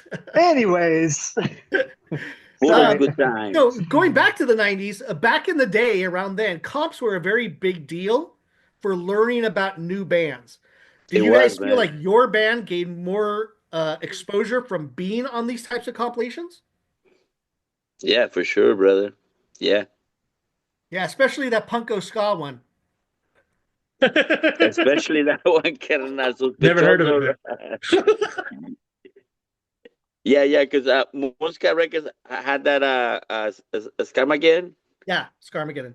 Yeah, that one, like everybody was talking about all those bands, right? That was like, and it was like a double CD and shit, Yeah, triple CD, four CDs. Ah. yeah, sometimes. Yeah, Yeah, there. but Baker's dozen. Yeah. what about for you?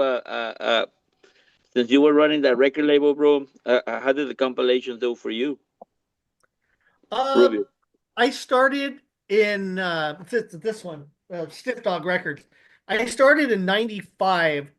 So what I used to be just like any stupid. Well, I'm still a stupid kid, but I used to be like any kid going to punk and ska shows, Right, and right, I tried to get their music, but there was no music available. right, So I said, you know what? With the buddy of mine, I said, let's go ahead and do something. Let's contact the bands and put something out. So that's when I put out that first album in '95 called Generic Skaka. totally. And I put that one That's a out. great, that's a great name, by the way. I like it. Oh, it was, I don't know if you see it. It just has a blue line across it. Totally. It says Generic Skaka. Yeah, So that was my thing. And I only pressed 1,000 of those to start, but they flew out. And I was lucky because I worked at Tower Records at the time. totally. And I was a buyer and a receiving clerk for Tower Records. So I got major label distribution. Wow. So I was able to go ahead and get it in all the warehouses, Sam Goodies, um, Damn. and through Relativity, which is a subsidiary of Sony. So I was lucky with that aspect, and they sold out real quick, the first 1,000. And then, of course, with the records or albums, you've got to wait your 3 months to see if there's any returns Right, to get your money. So I was out for a long time of the CDs because it actually did very well. So that's when the Hippos hit me up. I had seen them in they were in front of they were passing out their tapes in front of the Generic Skaka release party in '95 in Hollywood, and that's how I got to working with them. Um, then I started working with Melting Pot and the Adjustments. The Adjustments were a band called Janitors Against Apartheid from San Jose before. Then I started putting out comps, and then I just got my too many touring, too many management things, record label. I was doing way too many things, and I was spreading myself thin. yeah, Uh, yeah, so that was kind of the demise of the whole label. But then I brought it back a couple of years ago. totally. But haven't put anything out yet since. We were going to do the Janitors re-release of Nerds, but that never came to fruition. And then now Jose and I are doing, this thing, and now I'm Totally. managing another band. So it's Who are just you managing? the Goodwin Club. Totally. What is it? It's a band. Yeah, yeah, but what kind of music they play? They play a ska with some punk. I'll send Right you a on. link. You can, yeah. Yeah, I'll yeah, send, for sure. yeah. Um, they were a band they're pretty prevalent for 2 years from '93 to '95 in Orange County. Then they were gone for like 30 years. No Then they came shit. back last year and Wow. recorded another album. So I'm just trying to push them and trying to get them. I'm booking a national tour for them next year. So Bring them to hopefully play Houston. with you guys. We got a Oh, few dates. I think Dallas and Houston are the only two places in Texas that the band's going to travel through. all So right. we'll definitely hit you guys up to see, Yeah, what they hit me do. up, It's Kernel. going to be July of next year. All right, all Yeah. right. That's badass. Hey, Yeah. who was putting out the recordings for C-Spot, that band C-Spot? C-Spot did it self-released. They were Yeah. badass. They're one of my favorite bands, bro. C-Spot's awesome. They just had an unfortunate event with Brad, the keyboard player. Um, which he's not able to play anymore because he's incarcerated. Oh shit. But that was kind of the demise of C-Spot, unfortunately, because he was like the backbone of the band. Right. And a few others just transitioned into other bands and stuff. Um, but yeah, C-Spot, another big one as far as traditional ska. The Allentons, the Irie Beats, Mm-hmm. Blue Beat Stompers, Checkmate, the Dynamics, Hepcat. Um, Mobtown. we Yeah, got What? some yeah. Mobtown. Mobtown, Mobtown. yeah. Yeah, We interviewed Mobtown. Mobtown last month. I love those guys. Do you guys Yeah, do you they're know awesome. Jackie? Do you know Jackie Mendez? Yeah. Yeah. So Wally, the guitar player from and singer, no, sorry, guitar player from Mobtown, he plays guitar with um with uh with Jackie, and he has a new band called the Trojanites, and I think he played. No, I don't know if he plays in the Elysians. No, Robert does. Um, in the Elysians, Robert plays with Irie Beats and Arise Roots. Do you know Arise Roots? Hmm. They're a reggae band. So a lot of the guys have gone on to other things, kind of like Fredo, Ortiz. Yeska actually played like a one-off show, not as Yeska, last month for their old music teacher, which was pretty Wow. crazy because they played a bunch of Yeska songs and like no one really was there. Um, it was weird, but yeah, but we've But the, there's a lot there's a real good band now called Los Agrios. I don't know if uh-huh. you know Los Agrios. They're Yeah, pretty damn good. I Yeah, they're think pretty good. we played with them in punk rock bowling a few years ago. They're Oh, badass. yeah, Los hell yeah, they Agrios. are. Yeah, I love those guys. My buddy Uh, Luis from Steady Beat, he puts out their stuff. is that the singer Raulito or is that somebody else? I don't know. I don't know them personally. Okay, okay, okay. Yeah, I just know. Oh, Yeah, that Los Agrios. Yeah, they're badass, bro. yeah, Simon. definitely. Yeah, definitely. Uh, We got a lot of great bands around here. There's a good band called Speakeasy that you should check out. o- Jose and I saw them a okay. couple months back. They're pretty good too. Yep. Yeah. What part of Cali are y'all in? In where? California? What part of Cali are y'all? Jose is like in the high desert. What's the city? Hesperia? Hesperia. Okay, Um, okay. Was that more north or No, we're in that Southern California. southern? Okay. yeah, Yeah. but he's only 3 hours away from Vegas. Lucky guy. Yeah. Okay. Like, he's traveling out there to see Oh, Madness wow. this weekend. Nice. Yeah, last time we were in Cali, we were in Santa Ana, and then we played Vegas the next day, and it was like a short Yeah. drive, Yeah, short drive not through the not too desert. bad. Yeah, but La Santa, that's it's a weird place. It's like that underground, and it's like Right, dark. And I saw right. I saw it's funny because the guy I saw there, I only been there once, and we saw King Hammond from England Okay, there. okay. And so Oh, funny wow. because we're interviewing him tomorrow Nice. from the UK, but he came up from Mexico with members of Tijuana No, and Oh, as his to backing play band, that show? To play that show?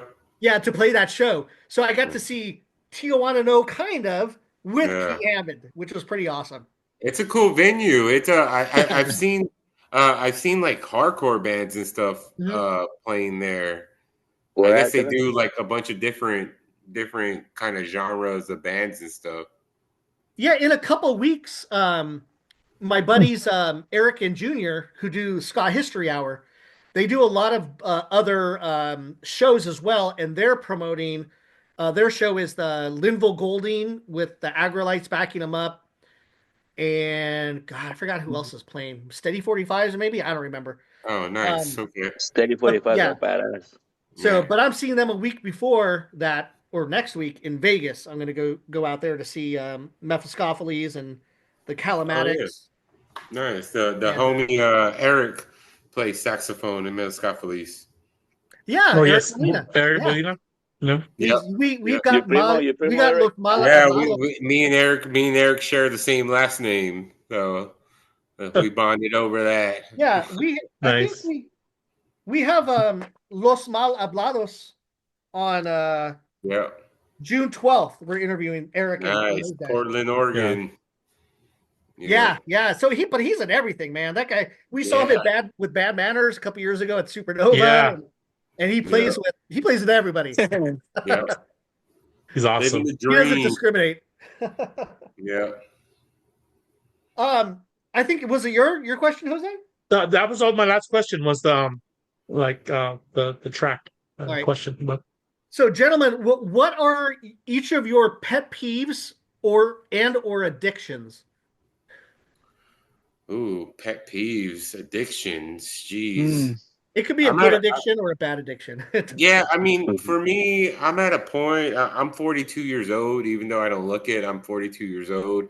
Uh, I feel like at this point in my life, I've kind of learned a lot of lessons. I think the worst thing that I do at this point is smoke cigarettes. Unfortunately, I've kind of cleaned up on a lot of other recreational activities throughout the years. I try to eat healthy and stuff. Um, Addictions, other than cigarettes. I kind of listen to a lot of podcasts. I don't listen to music too much anymore unless I'm with my kids. Me and my eldest will go through. He's into a lot of heavier kind of music. He's also into a lot of what the kids are calling shoegaze music, which is kind of I get it, Ricky.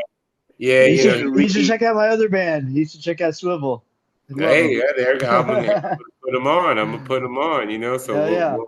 we'll listen to a lot of that kind of music and stuff. But I listen to a lot of podcasts. I kind of like informational stuff on topics that I'm already curious about.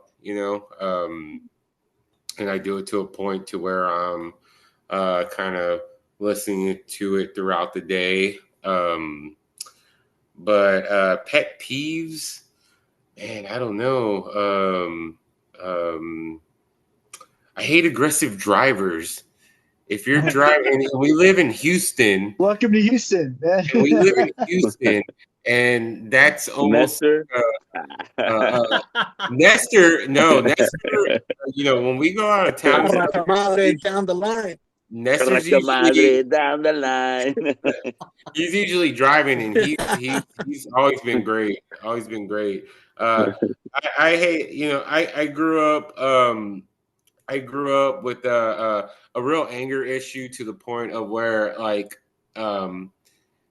like to fight. Fighting's fun. I'm past all that. But driving aggressive is such a thing to where it's like, why are you driving aggressive if you're not down to fight?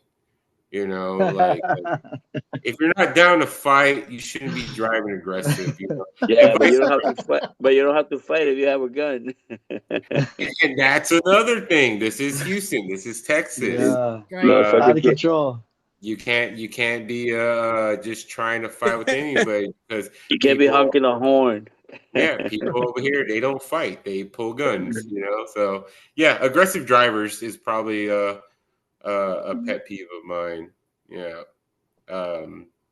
Yeah, what about you guys? I'm a degenerate gambler, so we better not play Vegas, and y'all better not trust Uh, me with we're the gonna play band's Vegas. financials. Vegas, baby, Vegas. We're going back. I love sports, and I love Oh, to.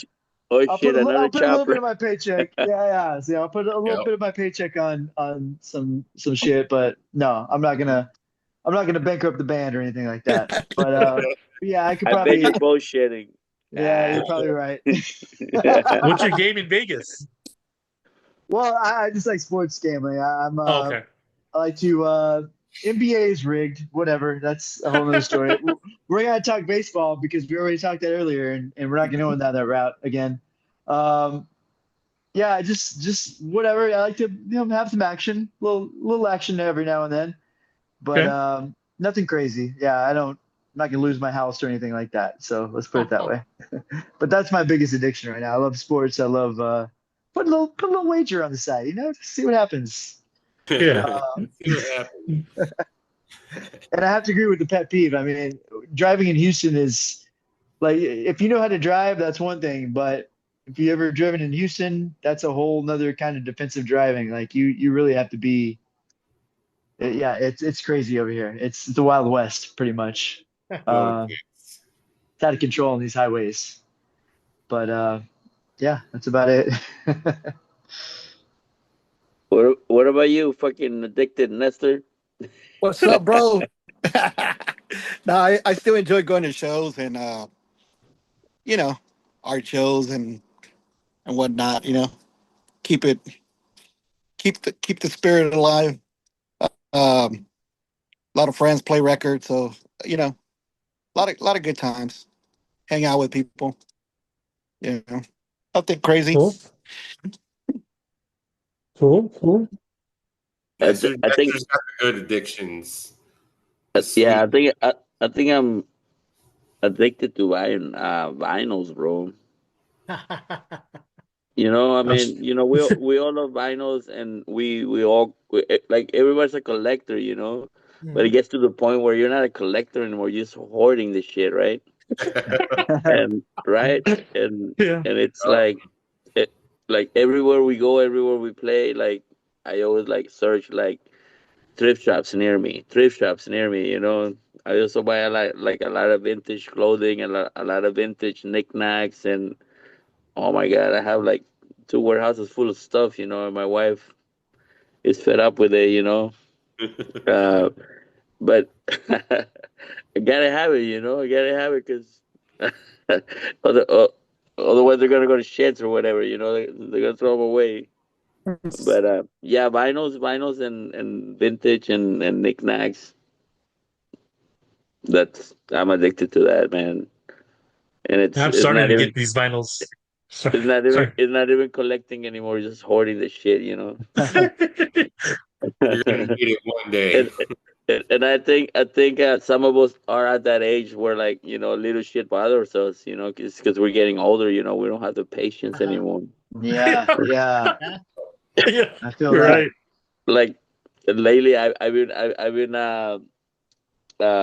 I find myself like getting mad like whenever I go to the doctors and they don't give me the good medicine. You know, it's I mean we're paying like a lot of money to, and then we're Okay, like, what? generic. That's it? Yeah, generic shit, over the counter shit, and like I get mad over that. You know, I'm like, I walked away from doctor's office. You know, like mad. You know, like man, get the fuck out of here. You know, because they're like, oh yeah, take Tylenol. I'm like, really? Anyway, I guess it's part about You'll have a getting old, bigger right? copay if That is good Yeah, right. stuff. Your pet peeve is with doctors' prescriptions. Oh my God, give me the good drugs. No, give me something that's gonna heal me. That's Yeah, gonna make me Yeah, feel better. just the morphine. That's all you need. yeah. If the doctor tells you that you need what you could have Googled on your phone, it's gonna piss me off, man. Yep. Right? But what about you guys? What are you addicted to? Oh, porn, definitely. Porn. Besides the No, porns. no. Wait, that's an Besides that, addiction? okay, that's just a given, right? Um, for me, uh, what I'm addicted to, God, I don't know. I don't think I could say that on the air or whatever this. Probably just record collecting. I have shitload of, like you said, vinyl, but I stopped vinyl because I just don't have room for it. So I have a shitload of CDs. God, out of control. Um, that one, and pet peeves are just stupid ass people. Seriously, especially when you explain something to somebody many times and they just don't fucking get it. That is one of my pet peeves. Yep. Jose. uh, for me, go to shows. I guess that's my addiction right now. Going to shows and video games. I like video games, so I like to do Oh, that on my Grand Theft downtime. Auto over here. Pac-Man, Pong, Tetris. Well, everything right now. I'm doing Marvel Rivals, a Rocket League, stuff like that. He streams all his stuff and plays music and gets all these followers and stuff when he's doing it. Yeah, yeah, on Okay, TikTok. okay. Yeah, Oh, so I'm like gaming, streaming, and playing music. Los Skarnales, in the background. Oh There yeah, you that's go. the worst addiction anybody can have. But pet peeves, it's like game related. Like in Marvel Rivals, when you're a healer, right, and you're healing people, and like the other people like on your team that are DPS saying like, I got no heals, like I'm not getting healed, and like you're like, well, what the heck, man? I'm helping out. But yeah, stuff like that. That's bad. I purposely kept my kids away from video games. I made Yeah. a conscious effort. I'm like, yeah, here's a guitar. Here's some drumsticks. Go. Guitar Hero. Yeah. Yeah. I, with video games, I mean, because I grew up on all the all the Nintendo stuff. One of the last games that I was really into was the first Halo. Oh, When the first yes. Halo came out, like I stayed up, like just Hello. trying to beat that, and I feel like that was like such a long time ago, and people Yeah. talk about video games nowadays and all the stuff that's going on now and all this. I'm like, man, that's a whole new level Yeah. of it. I could see how it can be an addiction at this point. Yeah. There's like this one game came out just recently. It's an indie game by this one developer, and it's Schedule One, and it's like you just like a dealer. You're growing Oh. weed, selling it, and all this and that. But it's like, yeah, You don't it's need a really video big game right for now. that. That could be real life. That's crazy. Yeah, That's yeah, just but easy. yeah, I'll get you started. No, I'm just kidding. yeah. Hey, But Rubio. Oh, no, go ahead. no, dale. Hey, Rubio. Since you've been working with bands since the '90s, did you ever go to Mexico City to any shows, like back in the '90s, or no? No. Definitely wanted to stay within the United States because I have been to Tijuana area, Mm. Rosarito area, Ensenada, and And you got Jack. for me being That's the right. most like whitewashed Costa Rican / Mexican, Yeah. that doesn't fly for those people down there. There's no tolerance for me. Oh, that's cool. My wife's mom's side of the family is Costa Rican. Pura Oh, vida, nice. carnal. Órale. Yeah, I was just there in November. Órale, qué chido. Right on. Yeah, it's so gorgeous. It's just So beautiful.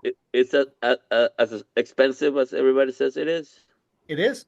I spent about 12 grand because I had to pay for 5 people. Oh, damn. So myself, my girlfriend, and my 3 kids. So it Órale. was pretty fucking expensive. Wow. 12 grand for how long? We were there for 10 days. Okay. Yeah. Oh, wow. But we Dang. hit up everywhere. That's pretty- We San Jose is the worst. I hate that place. It's so trashy. But when we went out to He went goes to trashy. Monteverde, Guanacaste, Tamarindo, fuck man, you name it. We've gone to the volcanoes. It was just fucking gorgeous. It was like the best time. Paradise. It was just the reason why we went. My siblings went too, and everything because we had to go take my mom's ashes back to Costa Rica, and put it in the family plot there. So it was kind of a downer the first couple days because we had to do that, and then we got to enjoy the rest of the time thereafter. But yeah, I fucking love that place. That's where I want to retire now. Yeah. I don't want to be in Sounds- California. I don't want to be in the U.S., especially with this administration. Oh man, I hear that, bro. I think that's a lot of us, bro. Yep. It's crazy, man. It's so weird when someone goes out, all you guys like switch on the bottom. No, what happened? I scratched my ear and apparently I hit my earbud and it made me Oh, is it knocked me out. Technology, I was like, man. well, I just damn these Musical beats chairs. by Dre. Damn these Damn you, beats. Dre. Is Nestor still here? Nestor. I'm here, bro. I'm finally not Oh. losing signal. I moved where I was from. Oh. I was there at. You might not know this, but Nestor already went to 3 punk rock shows. During the interview. Who's got back, guys?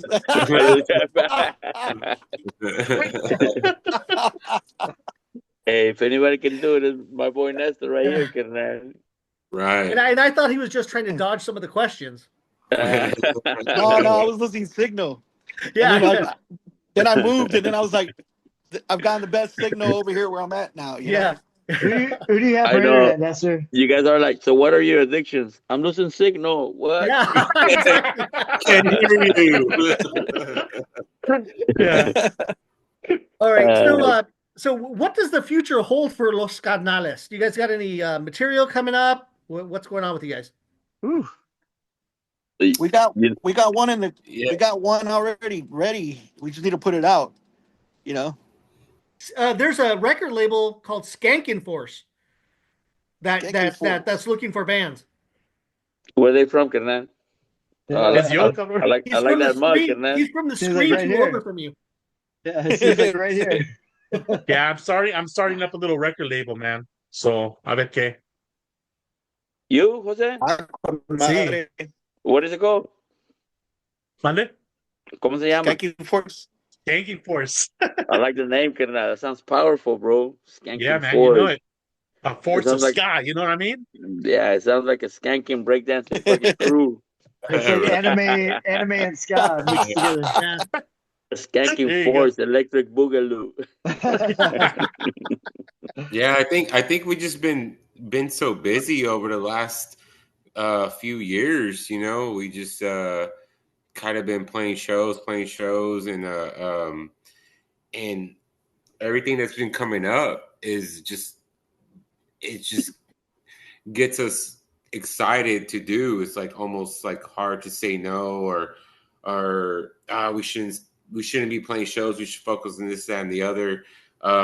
We have, like I said earlier, had a recording session where we did a few days of recording kind of some new material that I feel like we should revisit at some point in the future. But band members have changed since then. And I think the current lineup that we have now, Ricky included, like I think we're due for kind of a Rehearsal. new writing session, Some new material. revisit some of the stuff that we were working on. But other than that, as far as like plans and stuff, I think doing what we've always done, just kind of. I think Skarnales at this point, we're one of those bands that like we bring the party when we bring the shows. You know, our shows is what we do. Performing is what we do. We have shows booked in the next few months coming up. We have some, hopefully, some overseas things coming up next year. We go to Mexico a lot. We don't have anything booked in Mexico as of now, but I'm sure something will pop off. Now that I say it, probably tomorrow. Like, hey, I want to go to Mexico. Like, hey, let's go. Hell yeah. Yeah, you know, but it's a I think as far as I'm concerned, the future is kind of just maintaining this band, maintaining the legacy that this band has kind of already built, you know, and a lot of that legacy revolves around the live performance. We played the show not too long ago at Scout Bar with what is the band that does Easy band. the Easy band. easy band They're awesome. Órale. Oh, he does a lot and of comps and stuff. yeah, and Right? so we played with them, and throughout the whole night after we played, Or covers also. I got a lot of people um, coming up to me and being like, "Man, like like you know, I wanted I never heard of you guys, and I wanted to see what y'all sound like, so I looked it up on Spotify. But then like I saw the show, and like it was just like it just totally blew me away in the show and that's like I think that's our kind of our strong point, you know, with the live performance. We got such a killer band that's backing up like these two, like just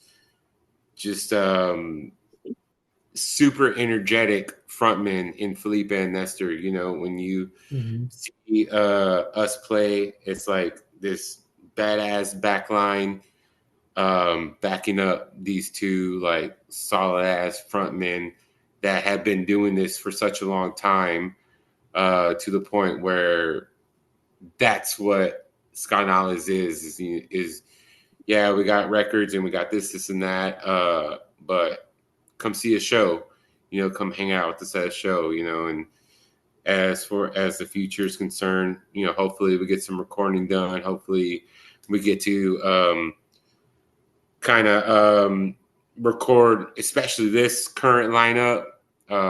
But I think doing what we've always done, doing what this band has always done, and it's just bringing these killer live performances and continuing to do so. A lot of those songs have evolved from the recorded versions, and it become a completely different beast. It's like I hate to say that some of the older recorded ones are kind of tame, and the musicians that come along over the years have added their own spice to it, and these songs are a completely different beast than what's recorded on the albums, and the live versions are so much more intense and so much more powerful. And I mean, that's what I'm saying.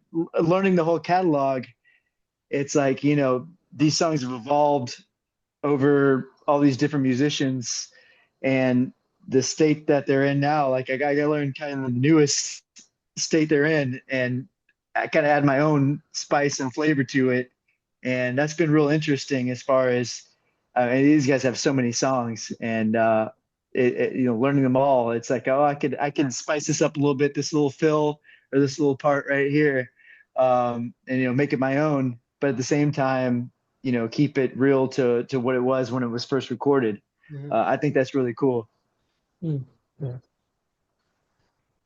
Now, any last words that you guys have for our viewers out there, and your fans, of course? Can I give a shout out? Go for it. Yes, of course. Hi, So- Mom.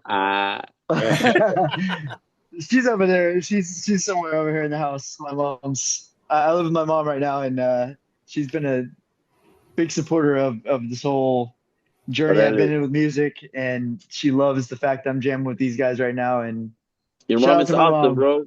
My mom, she is Your mom's awesome. awesome. Hell yeah. She is. I Tell want her to give a say shout out. hello. I will. I'll say Felipe said, "What's up?"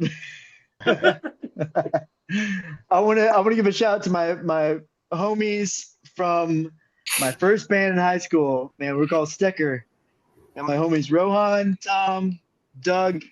If I hadn't have started jamming with playing drums, I never would have gone down this route. I never would have run into these guys. I never would have been in the situation I'm in right now. Honestly, jamming with legends, being a part of something that I had respect for my whole upbringing, my whole formative years. Man, it's so surreal to be jamming with these guys, and it's just where it all started. Stecker, my high school band. If it didn't start there, man, I never would have been right here. So I appreciate them. I appreciate y'all giving us this opportunity to interview us, and this is awesome, man. Thank y'all so much. Órale, Ricky. Órale, carnal. All right. Yeah, That's it. man. I'm done. Shout outs to all the fans and the homies that have been listening to this band over the years, man. I know Felipe and the members that came before me have put in a lot of work throughout the years to make this band what it is. I've been fortunate enough to witness it as a fan beforehand, to see what they were doing and stuff, and they put in the work, and a lot of people have stuck by them, supported them over the years and stuff. And shout out to all the old school fans, shout out to all the new fans. It's like every time we play a cool show, especially out of town, especially whether it's over in Mexico with these big festivals and stuff. Um, we got the old school fans showing up. We got the new school fans that are coming in. We're in the age of social media, so we got people hitting us up on social media. Hey, or sending us pictures that I don't even remember taking. Like, oh yeah, hey, cool. Just shout out to the people that keep us being able to do what we're doing on a personal note, personal level. Shout out to my band. Shout out to my band members that weren't able to join us on this interview tonight. Tristan, Jeremy, Chewy, Daniel, Aaron. They're Those all dudes, fucking sick. those dudes are sick, Sick super in the bad. head. Uh, shout out to my Awesome. kids. Shout out to my son Draven. Shout out to my boy, my son Luca. Shout out to my partner Caitlin. My family. They keep it real. And they keep me motivated to do what I'm doing, especially with my boys. They want to do music. They want to follow in these footsteps. Funny story with my eldest, he's 16, but he grew up on Skarnales. He was more of a fan of Skarnales than I was. With him growing up, his mom was like a big Skarnales fan, and he grew up listening to the music and stuff. And his mom told him one day, like, "Hey, like those are your dad's friends." And he comes and tells me, he's like, "Hey, you know that band Los Skarnales?" I'm like, "Yeah, I know Los Skarnales." And he's like, "My mom told me that they're your friends." I'm like, "Yeah, yeah, they're my friends. Like, I know them. I know them." And like, I saw the little gears turning and stuff. This was like 10, 12 years ago or something. And he's like, "You think the next time that they play, like, we can go see him?" I'm like, "Yeah, you want to go see him play?" He's like, "Yeah, and then maybe you could like introduce me to the singer."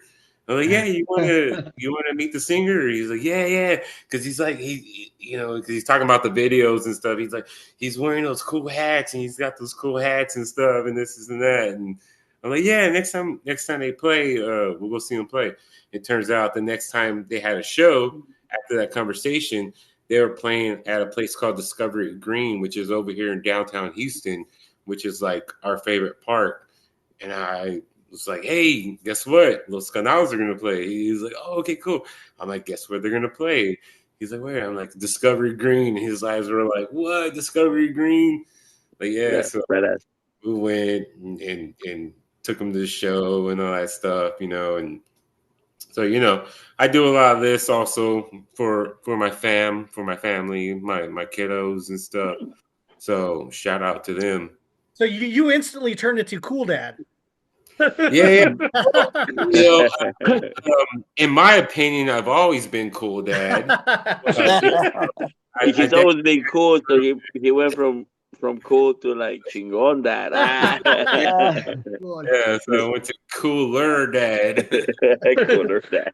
But I've always been, like I said, I've always been playing in different bands and stuff like that, and my kids have always been into the music I've been playing. Before I was playing with Los Skarnales, I was playing in a band called Fusca, which I mentioned earlier. Fusca rocks. Yeah, if they're still doing it up, those are my homies and stuff. Fusca is like a heavy.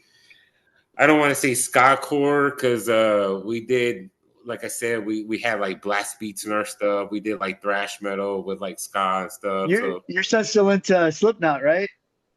So my eldest is in the Slipknot, but now my youngest is like Yeah. my 7-year-old like loves Slipknot. We're Like gonna talk, man. I got yeah, some metal bands I'm gonna get him I out to. love Slipknot. It's funny because like with my eldest, like he got into his metal phase when he was like 4, and he grew out of his music phase when he was like 7, and then got back into it when he was like 12. I'm like, bro. Now my youngest one is like, "Oh, Slipknot, this and that," and He was so sweet, man. He came up to me after the show. Mr. Ricky, do you know who Slipknot is? Yeah, Are you doing this yeah, thing? dude. He loves it. They I love it. said, man, we're gonna talk, buddy. We're gonna Yeah, talk. it's it's Slipknot and 21 Pilots. Like Yeah. those are Okay. those are our bands right now and stuff. Hell But yeah. yeah, you know, they keep me they definitely keep me motivated to do what I'm doing, you know. So shout out to my boys for sure. Fuck Órale, yeah. carnal. What about you, Felipe? Shout Órale, outs. órale. No, pues shout out to all the people that has followed the band for so long, man. That's muchas gracias por el apoyo, muchas gracias for the love and support. We appreciate it throughout the years. It's I don't know if this band is almost like a I don't know if you say it like a little like it's got like a small like cult following to where like the one thing I like about Skarnales fans is that it goes from generation to generation, Yep. and like Richard was saying, is like he went to go see the band, and now his kids are hip to it, or they were hip to it, now they're like Slipknot. but like whenever we play in Mexico, it's overwhelming how meaningful it is for like young kids, to where like I'm blown away, to where like I look at the crowd, and we're always interacting with the crowd, and they're so young, and I'm like, how do you know how do you know about Los Carnales? And like it went from like, well, I grew up listening to it because my dad used to play them. Yeah. It went from that to like playing a couple of years ago, and I see like somebody real young, and they're like, I ask them, how do you know about Los Carnales, and they're like, well, my grandpa used to listen to it. So I'm like, Oh fuck yeah, shit. You that's guys are fucking veteranos. yeah. Yeah, so I'm like, man, that's fucking badass, And Mhm. it's been a couple occasions, situations where like, somebody walks up to me, and they're like, walk up to me, and they're like, my mom used to listen to you guys. I grew up listening to you guys, but now, like she's dead, and you guys, seeing you guys play is so meaningful to me, and like that, it's like I gave him a hug, and Yeah. you start crying, and it's like, wow, man, the power of music, how meaningful it is to certain people, Yep. and we have had the blessing and the privilege to like play Mexico like in the early 90s when I was asking you if you ever made it over there, because whenever we went over there, the whole ska movement, the people that went to the shows, it was like a huge movement, thousands of people, but they all looked kind of like ravers. Mhm. They were dressed like ravers, and they call them escatos, escatos or Pokemons. And they would show up with backpacks and like little like Little Elmos. Elmos and Cookie Monsters, animals like stuffed animals. Mm. And we're like, whenever we first went over there, we didn't know what the fuck was going on. We're like, what is this all about? So whenever we showed up with the suits, they looked at us weird, and we're looking at them weird. And so we're like, it was kind of like, why the fuck are you wearing a suit? Why the fuck are you have a fucking Elmo? But it was part of like how they embraced ska at that time, and it became like a big movement, and it was huge. So whenever we showed up with the suits, they looked at us weird, but they accepted us. They were like, well, they don't have Elmos or Cookie Monsters, but I guess they're cool. So we went in there, and they embraced us, and we kind of like uh, not that we set a standard, but we're like, hey, this is the fuck we are, This is our purpose or proposal of ska from Houston, Texas. We're not representing anybody anywhere else. Um, but hey, this is a Pachuco Boogie ska, and this is how it is, and people just loved it, and people just had a good time, and people just like skanking with their backpacks and their Elmos and their Cookie Monsters. And I'm like, man, that's fucking badass. Who gives a fuck what you're wearing? The only thing that matters is that everybody's having a good time.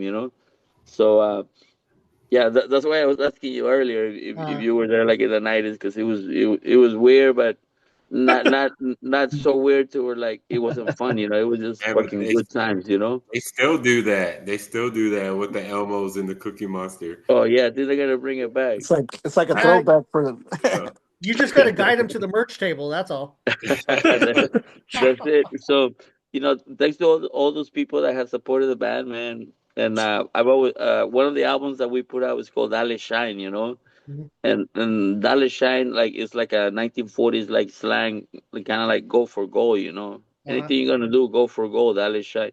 There you go. Orale carnal, Dale Shine. With the hot That is ass woman shiny. on it. That's my favorite one. Yeah. Orale. That's our good friend Veronica. Veronica also on the cover. So shout out to her. Um, so like She's on the whenever Perdida anybody, video. whenever anybody tells us like, hey, I'm gonna start out, I'm gonna start a band or whatever, we're always like, hey, go for it, dale shine. Hey, I'm gonna do this, I'm gonna do that. We're always like pushing everybody to go for gold, like but make your talent shine, no matter what you do. If you play any instrument or whatever, fucking go for it. So Nice. everybody that's it is some encouraging shit, but it sounds even cool whenever you say dale shine. So anybody that's thinking about starting a band or anything, fucking go for it, dale shine. That is And thanks shine. and thanks for the love and support. And you guys, like the sky history hours. This is Ours, yeah. awesome. And we've got to rename it. So No, you guys awesome. are awesome, man. Thank you so much for the invite, man, and keep on doing it, man. 3 months and many blessings for many more, man. Fucking Yeah. do it. Gracias. Yeah, for Dale sure. shine. Now, Gracias. Órale, Gracias. salud. where can we find your music, both physical and digital? Hmm. Right now, yeah, in we every platform, Everywhere. and I guess bootleggers, nah, eBay, the when it dude in comes the to the Anything, shows, alley. anything. really, at Yeah, the Yeah. shows. Spotify, Apple Music, all that good stuff. Uh, we actually still have physical copies of this relic that we've been showing. It's called CDs, I think. We still have a Compacto few discos. few CDs that we bust out at the merch table at shows and stuff. But yeah, I mean, like Felipe said earlier, we're super DIY kind of band, and we're at a point where, hey, hit us up via social media if you're trying to get a CD or something like that. Uh, Simon, do it.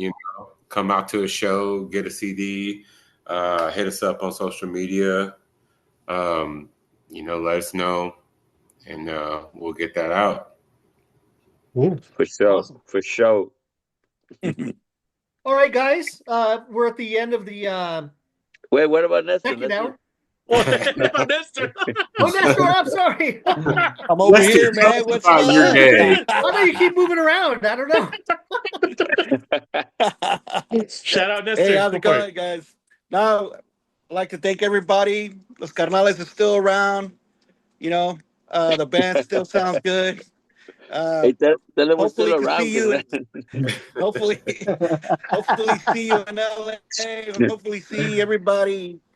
All the like different literally shows. around, because we're fans. Nice place. But good times, man. Good Yeah. times. Thank you guys for having us. Oh, for sure, for sure.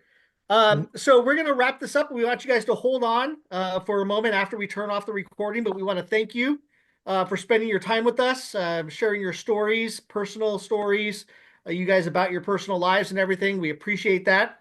Can't wait to see what your band has in the future. We'll definitely try to get you guys out here for that. Yes. And that's pretty much it. So Do it. thank Let's you do it. guys. We'll see you Órale. soon. Hold on, real quick. Skarnales. Hello, Skankers. Jose here, aka Skanking Force. Would you like to win a free Ska Box? It's as easy as following Ska Box Rocks and Stiff Dog Records on Instagram and Facebook. And subscribe to Ska History Hour on YouTube and comment Ska Box Rocks in any video to enter. Good luck!